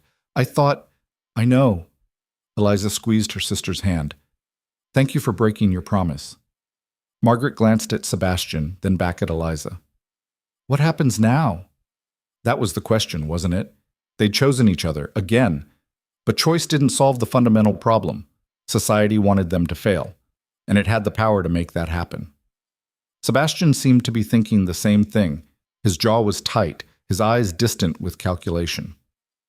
Now, he said quietly, we stop playing their game. Eliza looked at him. What do you mean? They've been setting the rules, deciding what's acceptable, what's scandalous, who gets punished, and who gets protected. His gaze sharpened. We're going to change the rules. You can't just watch me. He turned to face her fully. Eliza, society's power comes from one thing, everyone's complicity. They whisper and judge and destroy people because no one calls them out on it. Everyone pretends it's civilized, proper, just the way things are done. His voice hardened. But what if we stop pretending? What if we force them to say out loud what they've been whispering in corners? Make them own their cruelty instead of hiding behind politeness. Margaret made a small, frightened sound. That's social suicide. Maybe, Sebastian's smile was sharp. Or maybe it's the only way to win a rigged game, flip the board entirely. Eliza felt something shift in her chest. A spark of the same reckless courage that had made her refuse 3 cruel proposals. That had made her work as a governess instead of accepting charity. That had made her stand in that ballroom and refuse to break. What exactly are you proposing? She asked. Sebastian's eyes gleamed. A reckoning. Tomorrow. At the Ashford ball. Set. The plan was insane. That's what the Dowager said when Sebastian presented it to her the next morning, Eliza standing beside him in the same drawing room where they'd first faced each other as adversaries. You want to do what? The older woman set down her teacup with a sharp clink. Force a public accounting. Sebastian's voice was calm, controlled. Gather everyone who's been whispering about Eliza, everyone who's withdrawn support, spread rumors, decided she's unsuitable, and make them say it to her face. That's not a plan. That's a disaster. Only if we handle it poorly. He leaned forward. Mother, you know how this world works. People have power as long as no one challenges them directly. But the moment you force them to defend their cruelty out loud, in front of witnesses, they falter. The Dowager's eyes narrowed.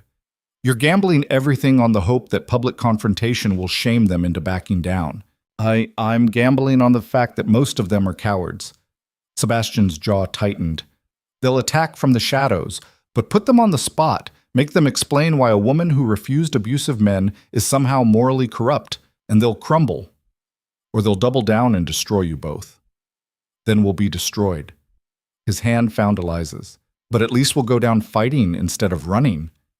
The Dowager studied them for a long moment. Her expression was unreadable, that same calculating assessment Eliza had seen at the dinner party. Finally, she spoke. You'll need allies, people willing to stand with you publicly when the confrontation happens. Sebastian nodded. I have a few in mind. Not enough. Society moves in packs. If you're isolated, they'll tear you apart no matter how eloquent your defense. She stood, moving to her desk. Give me 2 hours. I'll call in favors. Eliza blinked. You're helping us? I'm protecting my son. The Dowager's voice was crisp. And if that means turning a ballroom into a courtroom, so be it. But Sebastian, if this fails, there's no coming back. You understand that? I do. And you're willing to risk it anyway? He looked at Eliza. Yes. The Dowager's expression softened, just for a moment. Then the mask of aristocratic control slid back into place. Then let's make sure you win, Thomas. The Ashford Ball was the social event of the season. 300 guests, the cream of London society. Everyone who mattered would be there, including everyone who'd turned their backs on Sebastian and Eliza. They arrived fashionably late, as planned. Sebastian in formal black that made him look like a blade wrapped in expensive cloth. Eliza in a gown the Dowager had commissioned, deep crimson silk that announced she wasn't hiding anymore. The ballroom fell silent when they entered. Conversation stopped mid-sentence. Fans froze mid-flutter, and 300 pairs of eyes turned to watch the scandal walk in together. Lord Ashford, the host, approached with careful neutrality. Your Grace, Lady Eliza, welcome. Thank you for having us, Sebastian's voice carried across the room, pitched to be heard by everyone. I hope you don't mind, but we're not here to dance tonight. Ashford's eyebrows rose. Oh? We're here to have a conversation, one that's long overdue. Sebastian turned to address the crowd. For the past 8 weeks, many of you have had quite a bit to say about my engagement to Lady Eliza, about her character, her motives, her suitability. The silence grew heavier. Most of it has been said behind our backs, in whispers and letters and private conversations. So tonight, I'm giving you the opportunity to say it to our faces. A ripple of shock moved through the crowd. Lady Pemberton was the first to recover. Your Grace, this is hardly appropriate. Neither is destroying someone's reputation based on gossip and assumptions. Sebastian's gaze locked on her. You called Eliza an opportunist. At my mother's dinner party, you implied she'd trapped me somehow. I'm curious, what evidence do you have for that claim? Lady Pemberton's face flushed. I never said you did in front of 40 witnesses, so I'll ask again. What evidence supports your accusation? The woman opened her mouth, closed it, looked desperately around for support. None came, because everyone in that ballroom understood what was happening. Sebastian Blackthorne was forcing accountability, and no one wanted to be the first to fall. I thought it was obvious, Lady Pemberton finally managed.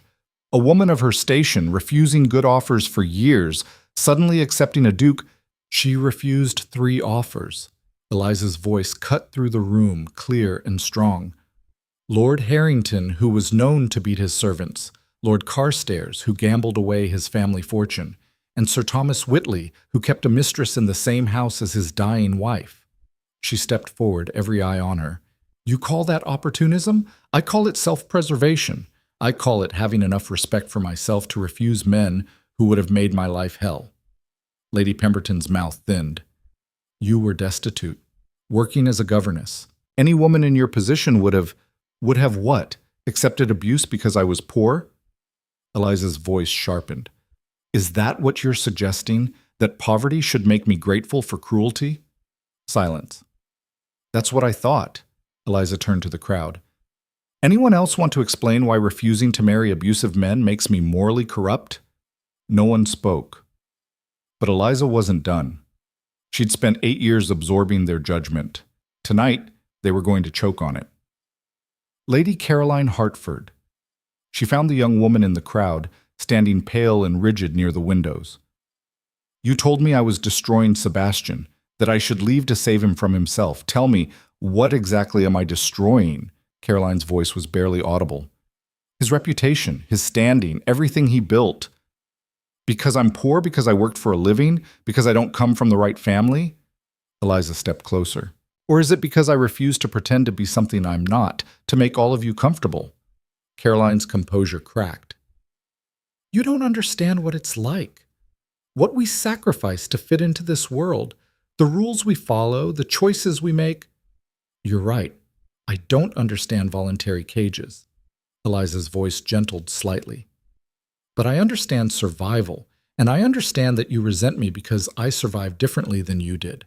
I refuse to play the game you've been playing your entire life, and that makes you question whether your sacrifices were worth it. Tears glittered in Caroline's eyes. She didn't respond. Eliza turned to face the entire ballroom. Here's the truth you all keep dancing around. I'm not suitable because I'm not one of you. I don't have the right lineage, the right fortune, the right history. And instead of examining why those things matter more than character or intelligence or basic human decency, you've decided I'm the problem. Her voice rang out. But I'm not the problem. This world is. This system that values appearances over truth, that protects abusers as long as they're wealthy, that destroys women for having the audacity to choose themselves over security. That's the problem. The room was so silent you could hear breathing. So yes, Eliza continued, I'm marrying Sebastian, not because I trapped him, not because I'm desperate, but because he's the first man who looked at me and saw a partner instead of property, who valued my mind as much as my obedience, who loved me for exactly who I am instead of who he wanted me to be. She moved to stand beside Sebastian, their hands finding each other. And if that makes me unsuitable in your eyes, I'll wear that unsuitability like a crown. For a heartbeat, nothing happened. Then someone started clapping, slow, deliberate, from the back of the room.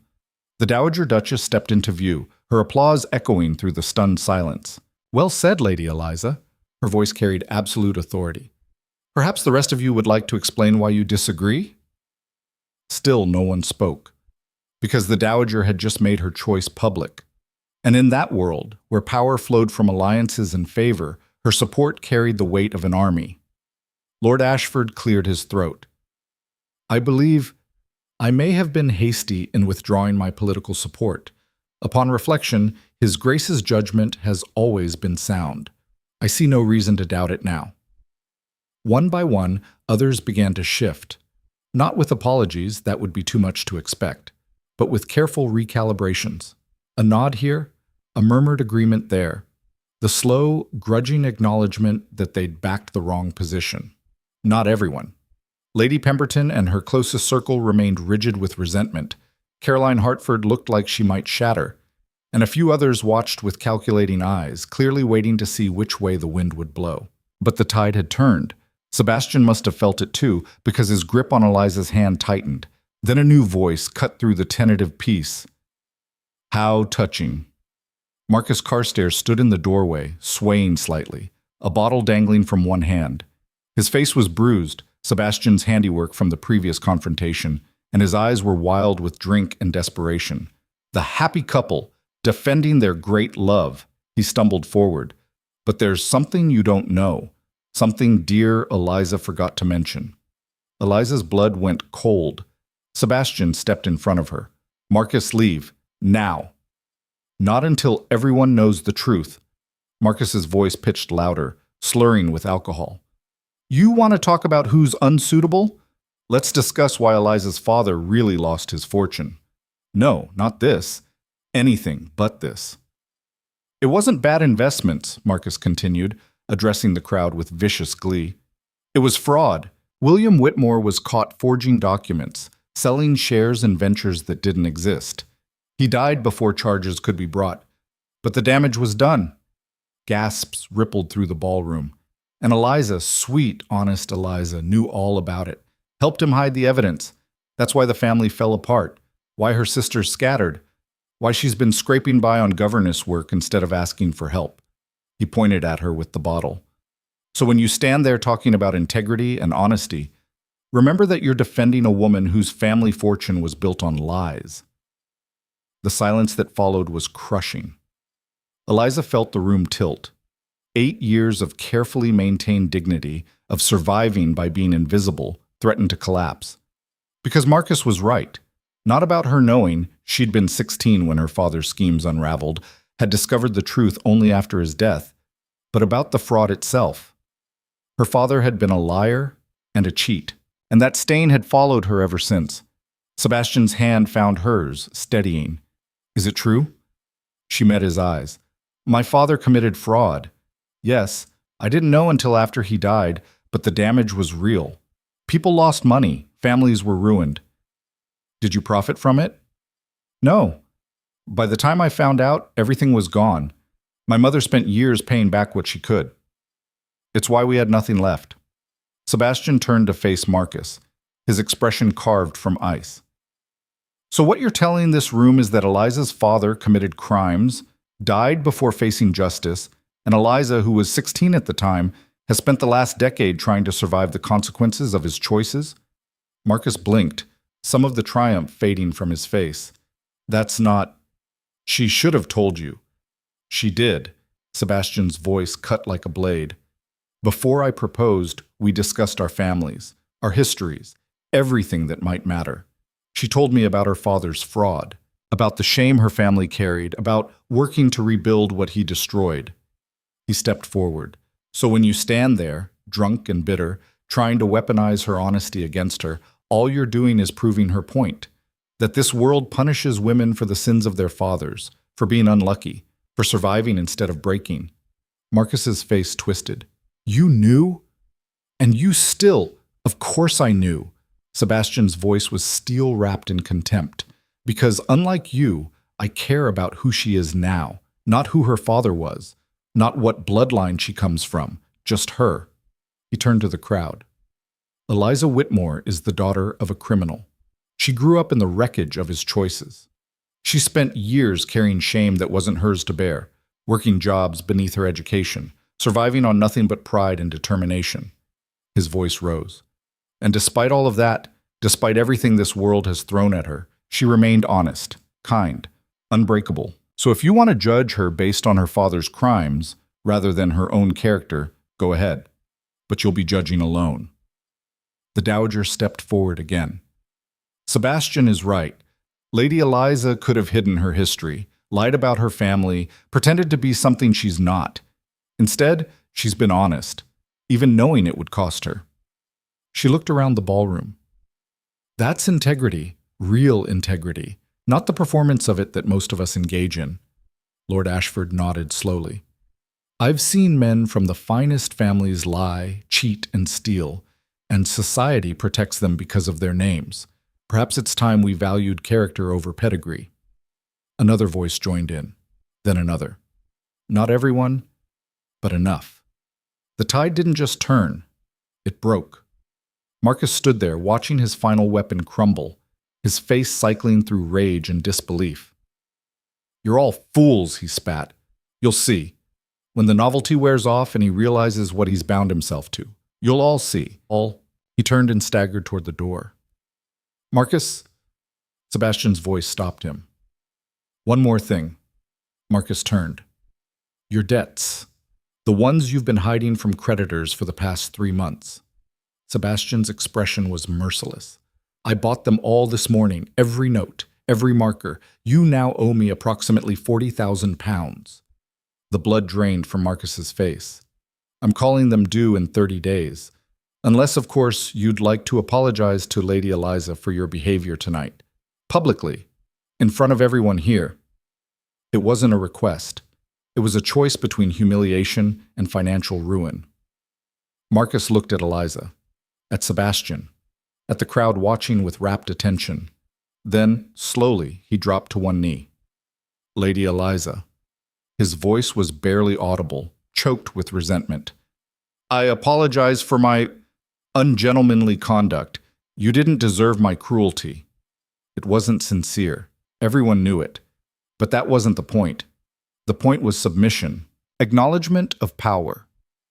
Eliza looked down at the man who'd tried to destroy her twice now, who'd weaponized her past, who'd done everything possible to prove she didn't belong. Apology accepted, she said quietly. Now get up. You look pathetic. Bitter laughter rippled through the crowd, not at her, but with her. Marcus stood, his face burning with shame, and fled. The moment he vanished, the ballroom erupted into noise. Conversations exploded. People rushed to position themselves, to align with the obvious victors, to rewrite their positions now that the battle was clearly lost. Sebastian pulled Eliza close, his mouth near her ear. Are you all right? She was shaking, trembling with adrenaline and relief and disbelief. I think we just won. We did. He pressed a kiss to her temple. You were magnificent. I was terrified. So was I. He pulled back to look at her. But we did it anyway. The Dowager appeared beside them, her expression inscrutable. That was either brilliant or catastrophically reckless. I haven't decided which. Does it matter? Sebastian asked. No? A small smile touched her lips.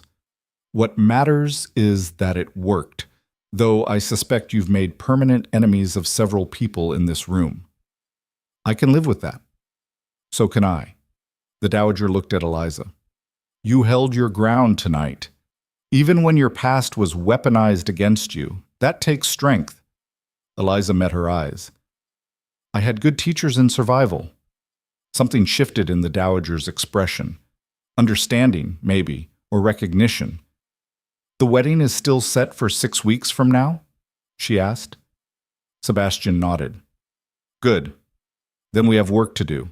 She glanced around the ballroom. Half these people are only backing you because they're afraid. The other half because they smell opportunity. We need to solidify real alliances before someone else decides to test your position. Already planning the next battle? Eliza asked. Always. The Dowager's smile was sharp.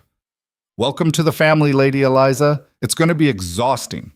Then she swept away to begin damage control and alliance building, leaving Sebastian and Eliza standing in the center of the ballroom.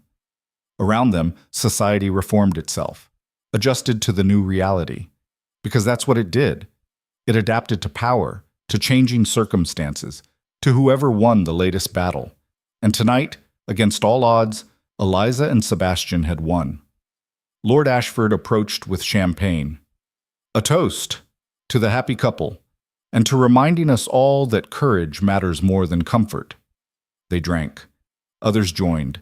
And slowly, carefully, the evening transformed from confrontation to cautious celebration.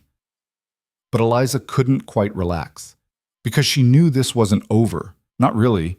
They'd won this battle, forced society to acknowledge her, proven they could stand together against the storm. But the real test was still coming, because winning once didn't mean winning forever. And love, real love, the kind that survived scrutiny and pressure, and the weight of an entire world trying to crush it, required more than one perfect night. It required every day after. Still, as she stood beside Sebastian, watching the same people who'd mocked her 8 weeks ago now toast to her future, she let herself feel the victory. Small, fragile, but real. They'd fought for each other, in public, with everything on the line, and they'd survived. That had to count for something.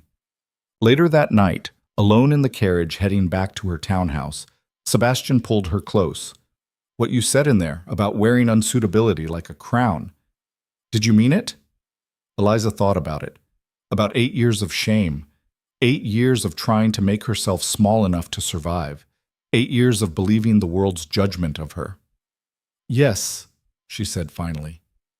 I meant it, because if being suitable means accepting cruelty, hiding who I am, and pretending weakness is strength, then I'd rather be unsuitable forever. Sebastian's arms tightened around her. I love you. I know. She smiled against his chest. I love you too, even though you're absolutely insane. We both are. Probably. She pulled back to look at him. What happens now? Now? He considered. Now we plan a wedding, build alliances, make sure tonight's victory actually holds. And if it doesn't, then we fight again. His expression was firm. As many times as it takes, until they understand we're not going anywhere. Eliza kissed him, soft and grateful and full of promise. Because for the first time in 8 years, she wasn't just surviving, she was living. And that made every battle worth it. The dawn after the Ashford ball came cold and clear, winter sunlight spilling through Eliza's window like liquid gold. She woke to find Margaret sitting at the foot of her bed, a newspaper clutched in trembling hands. You need to see this, her sister whispered. Eliza sat up, her heart already racing. After last night's confrontation, she'd expected retaliation. Expected the gossip sheets to crucify her for daring to challenge society in its own ballroom. What she didn't expect was the headline staring back at her. The Duke's Choice, a lesson in courage. The article beneath wasn't kind, it wasn't warm or celebratory, but it was honest. It detailed the confrontation, Eliza's speech, the Dowager's support. And then, in the final paragraph, it said something that made Eliza's breath catch.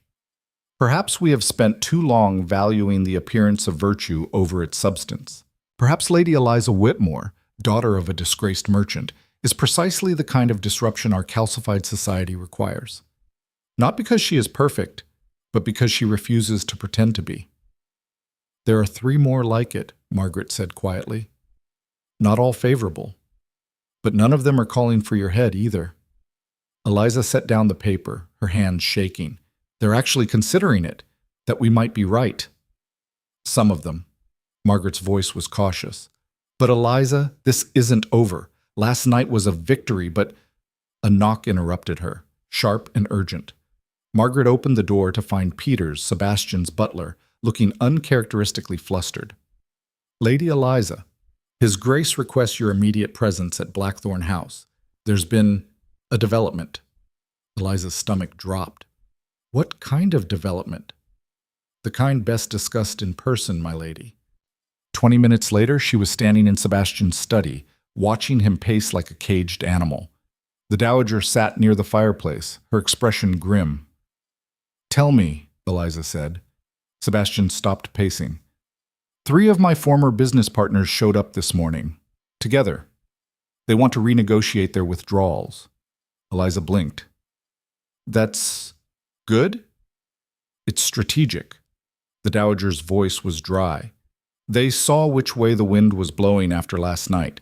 Now they're scrambling to get back in Sebastian's good graces before someone else takes their place. So they're opportunists. Everyone in this world is an opportunist. Sebastian's jaw tightened. The question is whether I let them back in or make an example of them. Eliza studied his face, the tension, the barely controlled fury. What do you want to do? Burn every bridge they tried to cross. His voice was flat. Show everyone what happens when you abandon your allies at the first sign of trouble. And what will that accomplish? It'll feel satisfying. For about 5 minutes. Eliza moved closer. Then what? You'll have fewer allies, more enemies, and you'll have proven you're as vindictive as they fear. Sebastian's eyes flashed. They deserve it, probably. But revenge isn't strategy. She took his hand. Sebastian, last night we won because we forced them to confront their own cruelty. We took the moral high ground and made them look small. If you punish everyone who doubted you, you lose that advantage. The Dowager made a small sound of approval. She's right. Forgiveness, or at least the appearance of it, is more powerful than retaliation right now. Sebastian looked between them, frustration warring with reason. So I'm supposed to just welcome them back? Pretend their betrayal didn't happen? No. Eliza's voice hardened. You make them earn their way back. Set terms. Make it clear that your trust isn't freely given anymore. But you don't cut them off entirely, because that just creates more enemies. He stared at her for a long moment. Then slowly he smiled. You're going to be terrifying as a duchess. I certainly hope so. The meetings that followed were brutal. Sebastian made each former partner wait, made them explain their withdrawals, made them acknowledge out loud that they'd acted out of fear rather than principle. Then he offered them new terms, harsher, less favorable. Take it or leave it, they all took it. Because Sebastian Blackthorne's mercy, even when it came with conditions, was better than his enmity. By noon, 3 partnerships were restored. By evening, 2 more had sent letters requesting similar renegotiations. The empire wasn't just stabilizing, it was growing. That night, alone in Sebastian's study, Eliza watched him review contracts and felt something shift in her chest. What? He asked, glancing up. You're rebuilding. Already. We're rebuilding. He set down his pen. None of this works without you, Eliza. You know that, right? I'm not doing anything. You're doing everything. He stood, crossing to her. Every decision I make now, I'm thinking about what you'd say, how you'd approach it. You've changed how I see this entire world. She touched his face. You've changed how I see myself. He kissed her softly, then pulled back with a strange expression. What? Eliza asked. I have something for you. I was going to wait until the wedding, but he moved to his desk, pulled out a small velvet box. I think you should have it now. Inside was a ring, not the massive diamond engagement ring society expected, but something else entirely. A simple gold band inset with 3 small stones, emerald, sapphire, ruby. It was my grandmother's, Sebastian said quietly. She was the only one in my family who stood up to my father. Told him to his face he was a monster. Died when I was 12, but I never forgot her. He took the ring out, held it up to the light. She used to say that real strength wasn't about power or money or titles. It was about standing your ground when everyone else was running, about choosing truth over comfort. His eyes met Eliza's. She would have loved you. Eliza felt tears burning. Sebastian, wear it. Not as an engagement ring. You already have that. But as a reminder that you come from a line of women who refused to break, even when the world tried its best to shatter them. He slipped it onto her right hand. It fit perfectly. Eliza stared at it. This small, precious thing that represented generations of survival, of women who'd fought and refused and endured. Thank you, she whispered. Sebastian pulled her close, and they stood there in the quiet study, rebuilding their world one moment at a time. The next 6 weeks were a whirlwind. The Dowager threw herself into wedding preparations with the focus of a general planning a military campaign. Every detail was scrutinized, every guest list debated, every element designed to send a message. Eliza Whitmore wasn't just being tolerated, she was being celebrated. But not everyone was ready to celebrate. 2 weeks before the wedding, a letter arrived. Anonymous. Vicious. You think you've won. You haven't. Wait until the wedding. Wait until you're standing in front of everyone, pretending to belong. We'll remind you, and him, exactly what you are. A fraud, a social climber, a stain on everything the Blackthorn name represents. This isn't over. Eliza read it 3 times, her hands trembling. Then she handed it to Sebastian. His face went white, then red. I'll find out who sent this. No. Eliza's voice was surprisingly steady. You'll waste time and energy on someone too cowardly to sign their name. Let them come to the wedding. Let them try whatever they're planning. We'll handle it. Eliza, this is a threat. I know, but I'm not running anymore. She met his eyes. We face it, together, like everything else. Sebastian looked at her like she'd just grown wings. You're extraordinary. I'm terrified, but I'm done letting fear make my decisions. The Dowager, when she heard about the letter, was less philosophical. Someone is planning to disrupt the wedding, she said flatly. We need to identify who and neutralize the threat before the ceremony. How? Eliza asked. The Dowager's smile was sharp. By outmaneuvering them. If they're planning a public confrontation, we control the venue. If they're spreading last-minute rumors, we get ahead of them with the truth. And if they try anything during the ceremony itself, she paused. We make sure the consequence of disrupting a Blackthorn wedding is so severe that no one will dare try it again. Over the next 2 weeks, the Dowager deployed her network like a spider weaving a web. Informants in every household, allies in every social circle. She tracked rumors, identified likely culprits, and quietly made it known that anyone who disrupted the wedding would face her personal wrath. It was brilliant, ruthless, and absolutely terrifying to watch. Your mother is a force of nature, Eliza said to Sebastian one evening. She's a survivor. His voice was quiet. Like you. That's why she respects you. She sees herself in you, the woman she could have been if she'd had your courage earlier. She had plenty of courage. She just used it differently. Maybe. Sebastian pulled her close. But I'm glad you use yours the way you do. Loud, unapologetic, refusing to hide. Eliza leaned into him. Are you ready for this? The wedding? I've been ready since the moment you agreed to stay, even knowing it might all fall apart. Especially then, he kissed her forehead, because you chose me anyway. The wedding day arrived with the kind of perfect weather that felt like a blessing. Clear skies, weak winter sun, just cold enough to make the church feel like a sanctuary. St. George's, Hanover Square, was packed. 400 guests, every seat filled, the pews gleaming with London's finest, or at least London's most curious, because everyone wanted to see if the infamous wedding would actually happen, if Eliza Whitmore would show up, if Sebastian Blackthorn would go through with it, if someone would stand and object. Eliza waited in the vestibule, Margaret fussing with her veil, her heart hammering so hard she thought it might crack her ribs. The dress was a masterpiece, white silk overlaid with delicate lace, simple but elegant, designed to make her look like a bride rather than a debutante. The Dowager had commissioned it personally, worked with the modiste to create something that honored tradition while celebrating Eliza's refusal to conform. You look beautiful, Margaret whispered. Like a queen.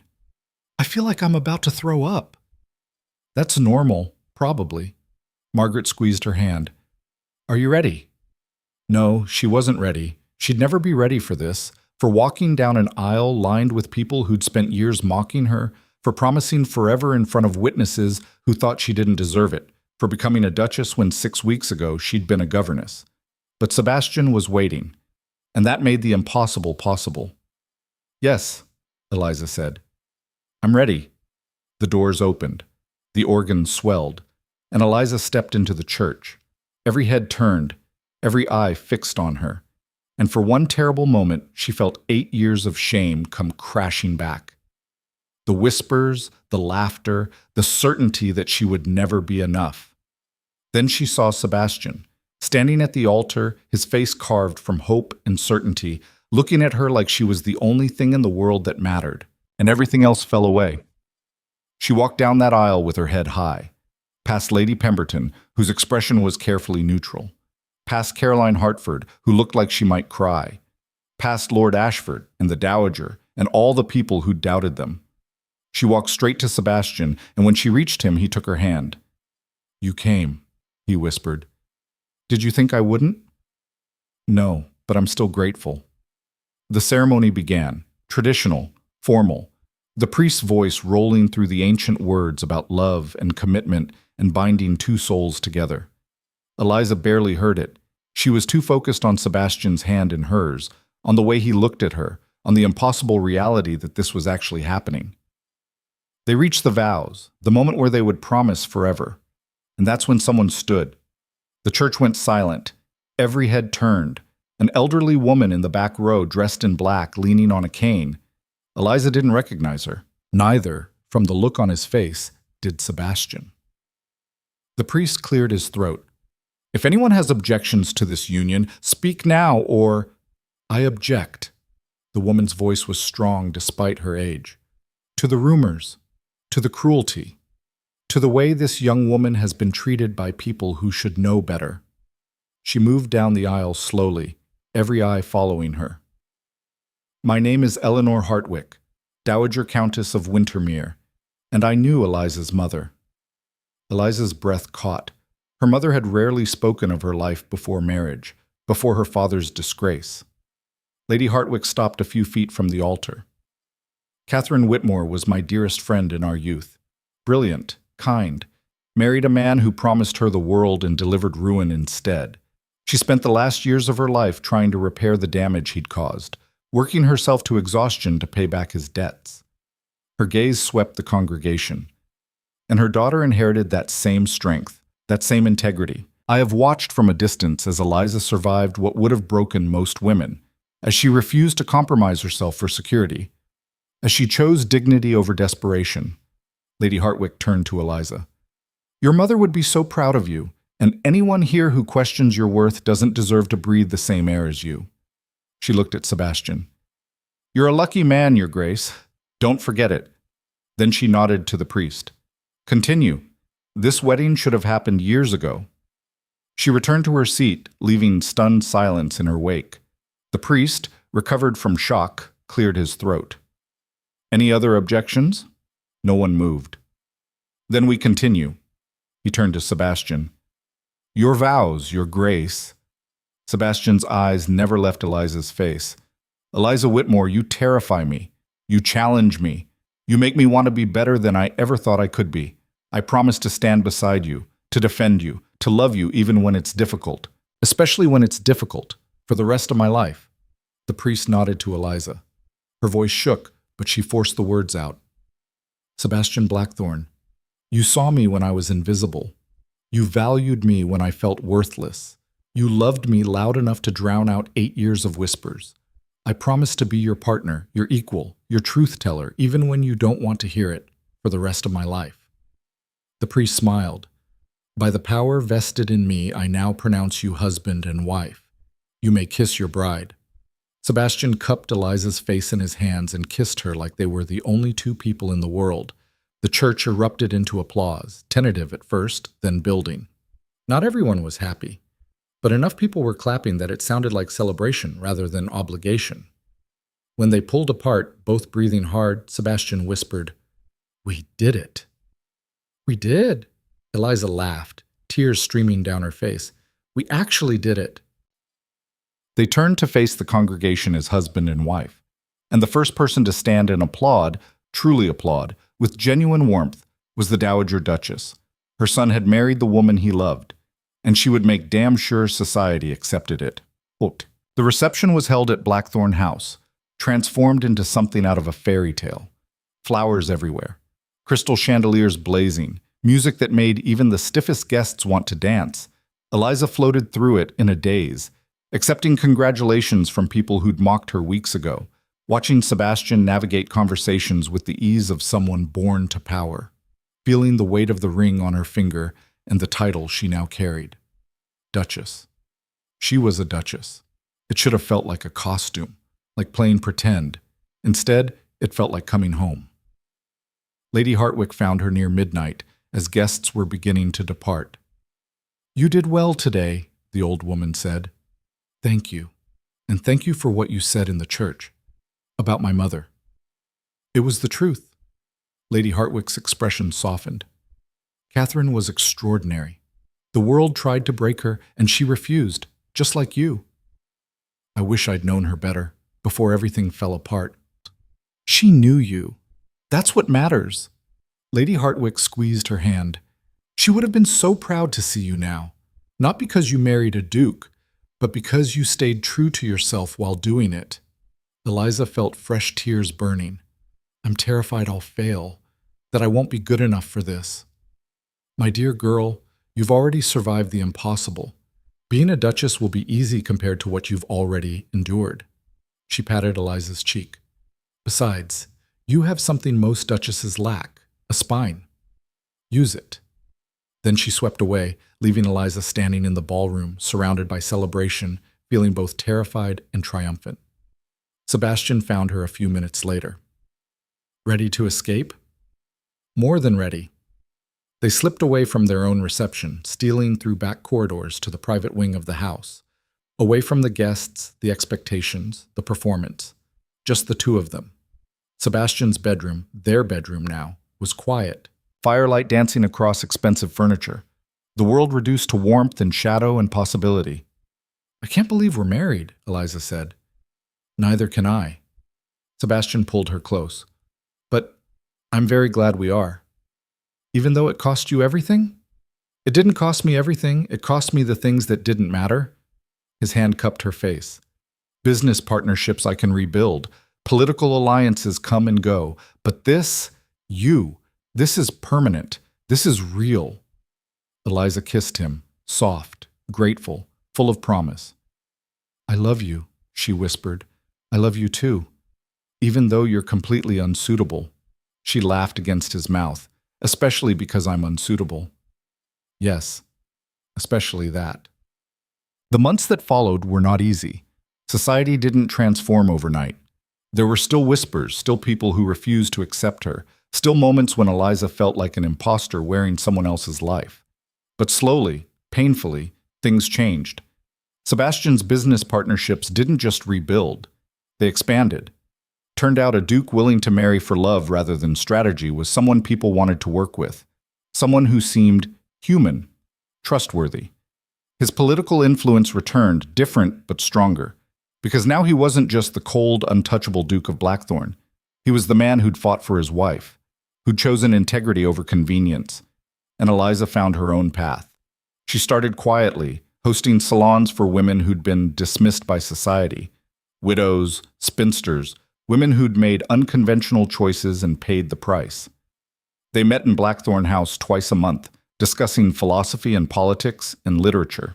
At first, attendance was sparse, just a handful of women brave enough to attend, but word spread. And within 6 months, the Blackthorn Salon was the most sought-after invitation in London.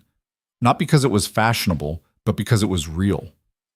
Women who'd spent their lives performing could finally speak their minds, could finally be themselves. And Eliza, the woman they'd once mocked as unsuitable, became their champion. A year after the wedding, Lady Caroline Hartford showed up at the salon. Eliza almost turned her away. The wounds from Caroline's cruelty were still raw, but she saw something in the younger woman's face: desperation, exhaustion. So she let her in. Caroline sat through the entire discussion in silence. And when it ended, when the other women departed, she approached Eliza. I need to apologize, she said quietly, for everything, the bookshop, the things I said, the way I treated you. Eliza studied her. Why now? Because I'm 24 and already being called an old maid. Because I refused a marriage proposal last month and now my mother isn't speaking to me. because I finally understand what you were fighting against. Her voice broke. I've spent my entire life trying to be perfect, trying to fit the mold, and it's made me miserable. Watching you refuse to do that, watching you survive anyway, it made me angry, because I didn't think I could do the same. Can you? Eliza asked. I don't know, but I want to try. Caroline's eyes were red. Will you help me? Eliza thought about it, about 8 years of cruelty, about how easy it would be to refuse, to turn away, to let Caroline suffer the way she had. Then she thought about the woman she wanted to be, the Duchess she was becoming. Yes, she said, I'll help you. And she did. Caroline became a regular at the salon, slowly found her voice, eventually left London entirely to open a school for girls in the countryside, teaching them science and mathematics alongside deportment and dancing. It was radical, scandalous, and entirely Caroline's choice. 3 years after the wedding, on a cold Christmas Eve, Eliza stood in the same ballroom where she'd first been mocked. But everything was different now. She was hosting the annual Christmas ball, a tradition she'd claimed with quiet determination. The same people who'd laughed at her now sought her approval. The same society that had rejected her now competed for her attention, not because she'd changed, but because she'd refused to. Sebastian found her standing by the windows, watching snow fall over London. Penny for your thoughts? He asked. I'm thinking about the last time I was in this room. She turned to face him. How much has changed? Everything. He pulled her close. Except us. We've changed too. For the better? Yes. She smiled. Definitely for the better. They stood there watching their guests, allies and former enemies, friends and cautious observers, and Eliza felt something settle in her chest. Peace. Hard-won and fragile, but real. Do you ever regret it? Sebastian asked quietly. The fight? The cost? Eliza thought about it. About 8 years of loneliness. About the confrontation at the Ashford ball. About every battle they'd fought to get here. No, she said. I regret the time I wasted being afraid. But I don't regret choosing you, or fighting for us, or refusing to break when the world tried its best to shatter me. She looked up at him. I regret nothing. Sebastian kissed her softly. Neither do I. A servant approached. Your Grace, the guests are asking for the first dance. Eliza took a breath. Ready? Always. They walked onto the ballroom floor together, the Duke and Duchess of Blackthorn, and the crowd parted for them. The same crowd that had once mocked her, that had called her unsuitable, that had tried to destroy her. Now they watched with respect, admiration, and for some, genuine affection. The music began. A waltz. The same waltz that had played the first time Sebastian asked her to dance. As they moved across the floor, Eliza caught sight of herself in the massive gilded mirror. A woman in crimson silk. A duchess wearing power like she was born to it. But more importantly, a woman who'd survived. Who'd refused to break. Who'd chosen love over safety and truth over comfort. A woman who'd worn her unsuitability like a crown and changed the world because of it. The waltz ended. The crowd applauded. And Eliza and Sebastian stood in the center of the ballroom, hand in hand, facing a future they'd built together. It wouldn't be easy. There would be more battles, more challenges, more moments when the world tried to tear them down. But they'd face it together, as they always had, as they always would, because in the end, the harshest world, the one that punished weakness and celebrated cruelty, hadn't broken them. It had made them stronger. And that strength, born from survival and love and unbreakable will, was enough to change everything. Years later, when people told the story of the Duke and his unsuitable bride, they would disagree on the details. Some said she'd trapped him.